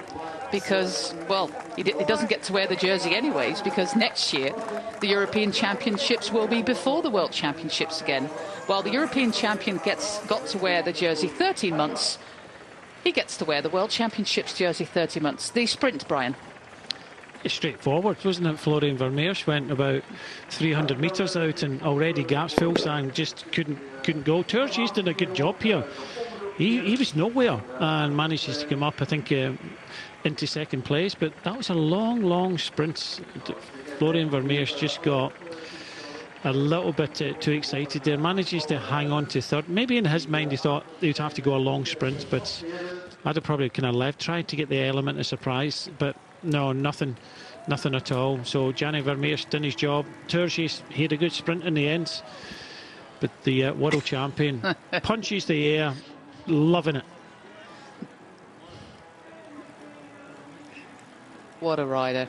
Yeah, this facial expression says it all, Brian. All the talk before the start. I'm not really concerned about the stories about whether I should win in my rainbow jersey. This tells a little bit of a different story. But that big hug there. Yeah, big hug there to Gianni Vermeers, who was absolutely instrumental. Remember, like you said, Gianni Vermeers was the man opening the attacks, actually, for the Alpecin de Koning team. If they'd hesitated, he would have gone, but it just dove the cap from the world champion. That was a nice gesture, but when he went to try and win the race. Florian Vermeers brought him back, but also brought Mathieu van der Poel back into play. But it means, I know that Fuglsang looks strong today, but they couldn't mess around because the gap is coming down. A few teams weren't at the races today and have to kind of look at themselves in the mirror because they never contributed. Okay, it's a harsh call when Boven was up there and coming into the finish, a young man. Mathieu van der Poel, proficiat, de eerste in de regenboog. Congratulations, you're first in the rainbow jersey. How does it feel? Ja, fijn. Vooral onverwachts nog. Dus yeah, it feels great, unexpected as well. And those are the best wins. Met Gianni was dat een vooraf some great teamwork there with Gianni. Wel om met 2 mee te zitten naar de heuvels. Yeah, it was the plan to have two up front. Deze overwinning is zeker 50% zijn aandeel. Dus is absolutely 50% his doing. And I really thank him for that. Vroeg laten zien hoe goed je was. Wist je dat meteen vandaag als je startte? Dit voelt beter aan dan de voorbije wedstrijden? Nou, niet echt. Maar natuurlijk voel ik wel dat ik wat wedstrijden nodig had om terug die hardheid op te doen. A few races to get back. Eigenlijk na de heuvelzone was het beste er wat af bij mij. The best voordat ik nog een ploegmaat bij heb die but I was really fortunate to have a teammate who especially in the end controlled really well. Uiteraard heel leuk om te winnen. Die voorsprong is nooit echt veel groter geweest dan 1 minuut. Voelde je dat jullie echt wel moesten blijven gas geven? Voelde je, heb je even voor gevreesd misschien? To keep riding in that breakaway? Ik heb hier al een paar keer gereden. Yes, this is not my first time here. Naar de heuvelsone met een groepje, maar altijd and that was also that I attacked after the hill zone, but I was caught in the past. Een sterke groep weg waren, met goed wat hardrijders, dus I felt that we had a group there with some riders who could really ride fast. Heel blij om het af te maken. But I'm really happy to finish it off. In dat eerste groepje werd daar goed over overlegd dan ook samen? Yeah, was there good cooperation at the front? Ja, iedereen daar hetzelfde idee had. Everybody had the same idea in that group. Just race as hard as possible and play the game ik denk dat in the end. Voelde daar toch wel Gianni is. Als ik but daar my big advantage was having Gianni there. Heel blij dat ik het nog kan afmaken. Just one question in English. Mathieu van der Poel, this is your first victory in the rainbow jersey. How does that feel? Yeah, it feels really good. It's a race I love. Especially the middle part is something I really like here. I've done it a few times now, but I was always caught back before the finish line after the hilly zone. And today we had a really good group that went to the finish line, and I'm happy to finish off the team's work today. Congratulations, Mathieu. It was a good call by you, Brian, that after the hill zone, you already said that the best was already gone for Van der Poel, and he confirmed that in the interview, that he just didn't feel his best after the attacks that he placed, especially on the Moskestraat. The top 10, Mathieu van der Poel, Anthony Turgis, Florian Vermeers, Lars Boven, Jakob Fuglsang, Gianni Vermeers, Alexander Kristoff, Luka Meskec, Florian Sénéchal and Sandy Dujardin, 2 riders for Team TotalEnergies in the top 10. But the winner is the world champion, his first one in the rainbow bands. And he kept on repeating how happy he was that he could finish it off today.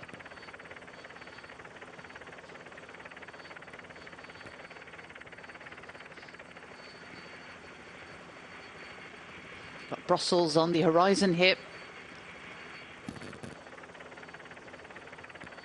And some prime training roads there if you want to do your efforts there alongside the canal.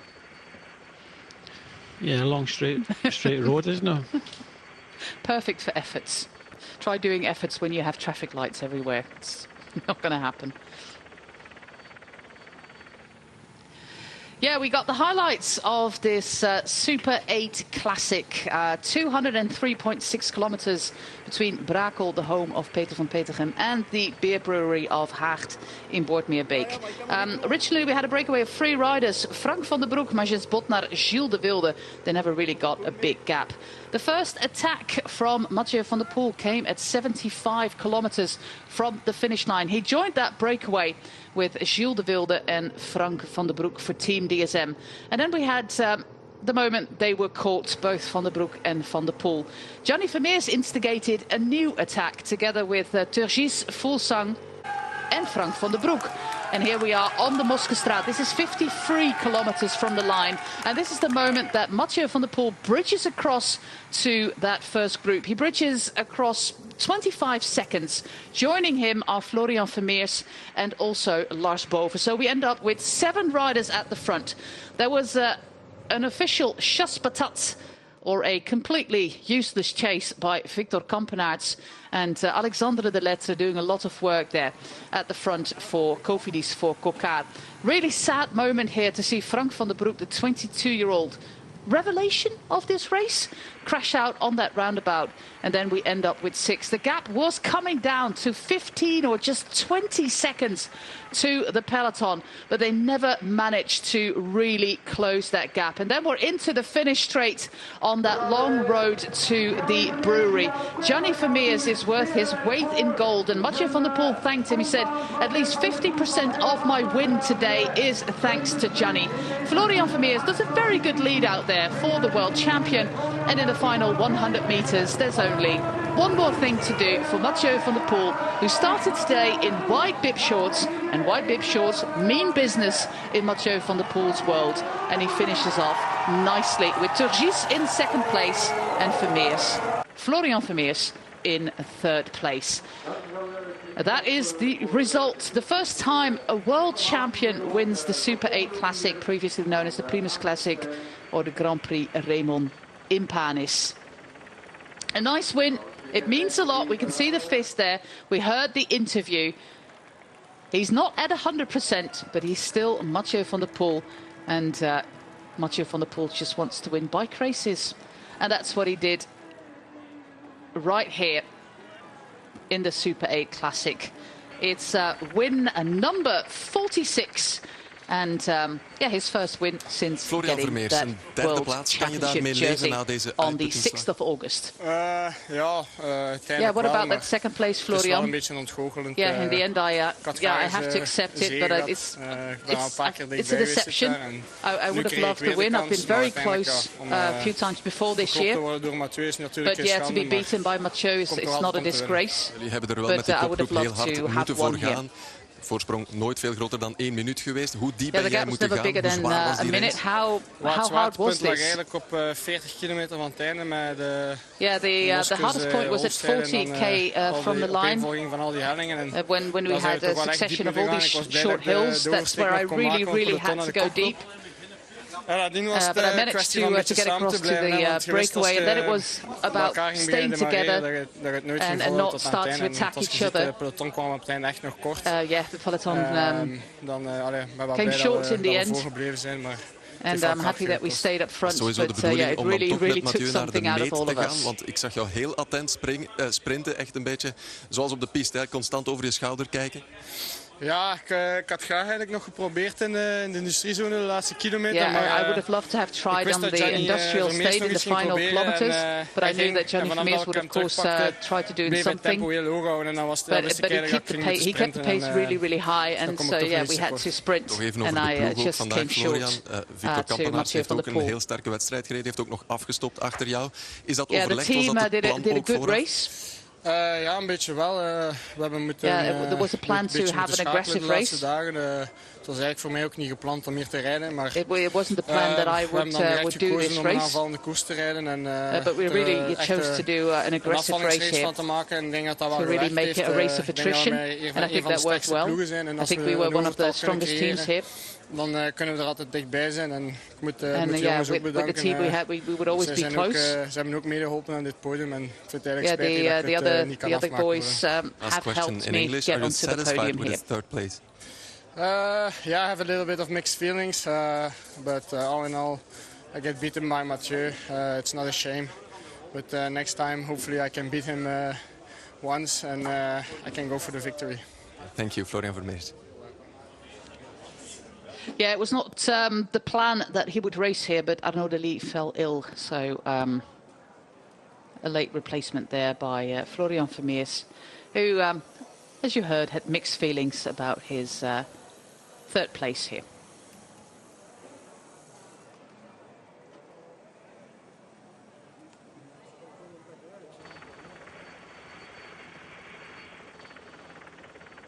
The top 10 again of a very exciting race. The attack started 85 kilometers from the line when we were on the Chaussée d'Ottenbourg. Right after the feed zone, the attack started, and then the gap to our 3 leaders came down really fast. Mathieu van der Poel finishing it off. He goes to Paris right now to do the mountain bike test event. And then there's 2 more races on his schedule. The Eurometropole Tour, as it was... Sorry, Eurometropole Tour, as it was called before something dropped. That is going to be on the 28th and will be live here on GCN Plus, Eurosport and the Discovery Plus digital platforms. And then Paris Tour, which is on the 8th of October. And of course, that race will be live for you to enjoy as well. That is going to be the final race of the road season for Mathieu van der Poel.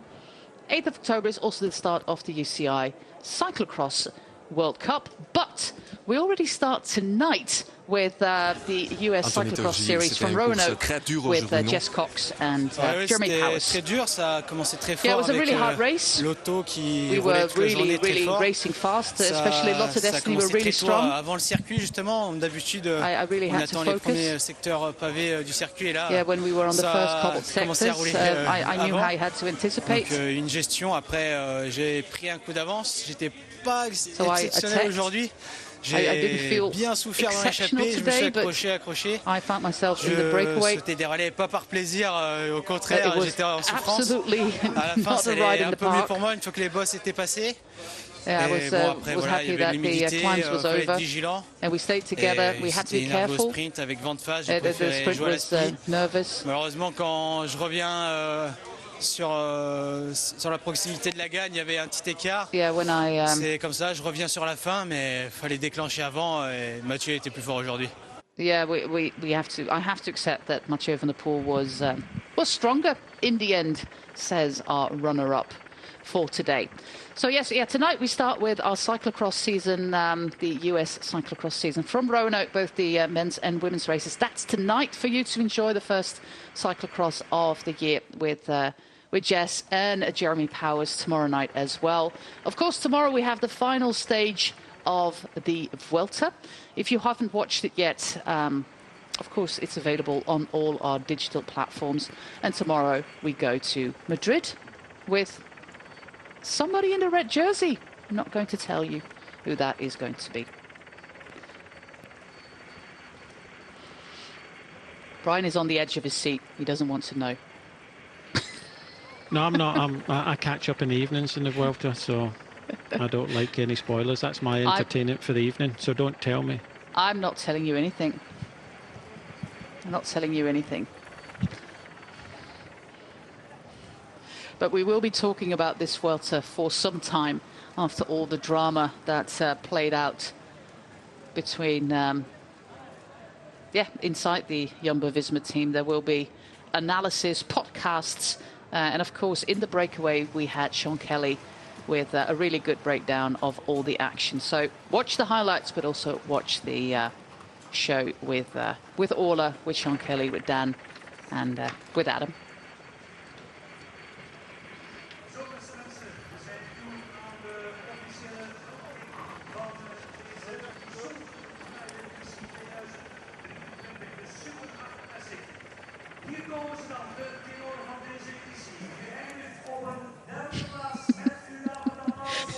And you find yourself there, waiting for the podium. In third place, Florian Vermeers. And there's already a keg of beer there waiting for them. Anthony Turgis. And then the winner. And of course, this is what the people came to see.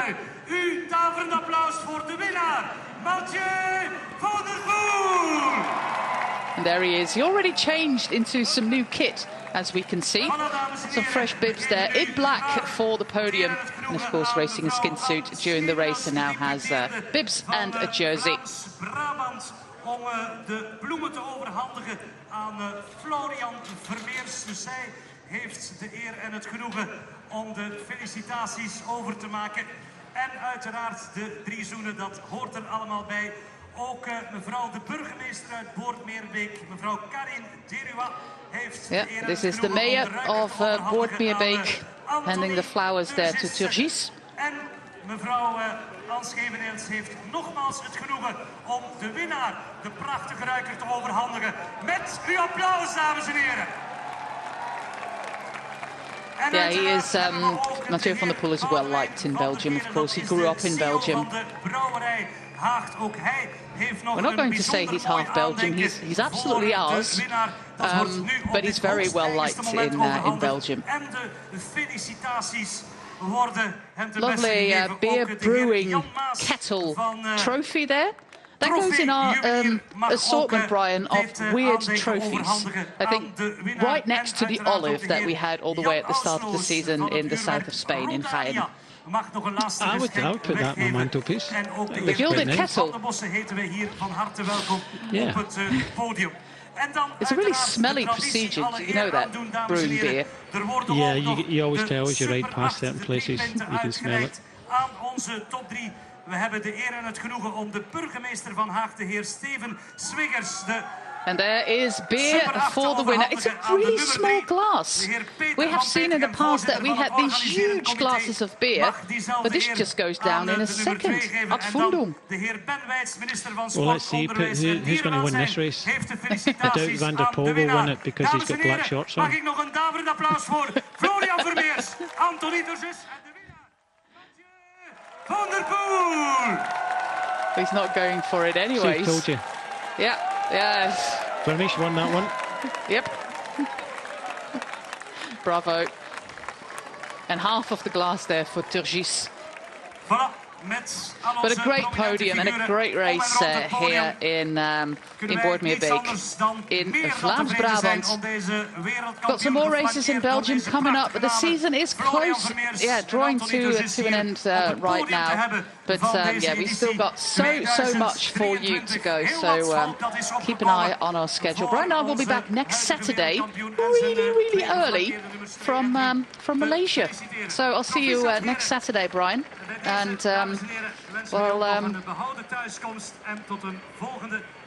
hopefully see some nice racing there in Malaysia.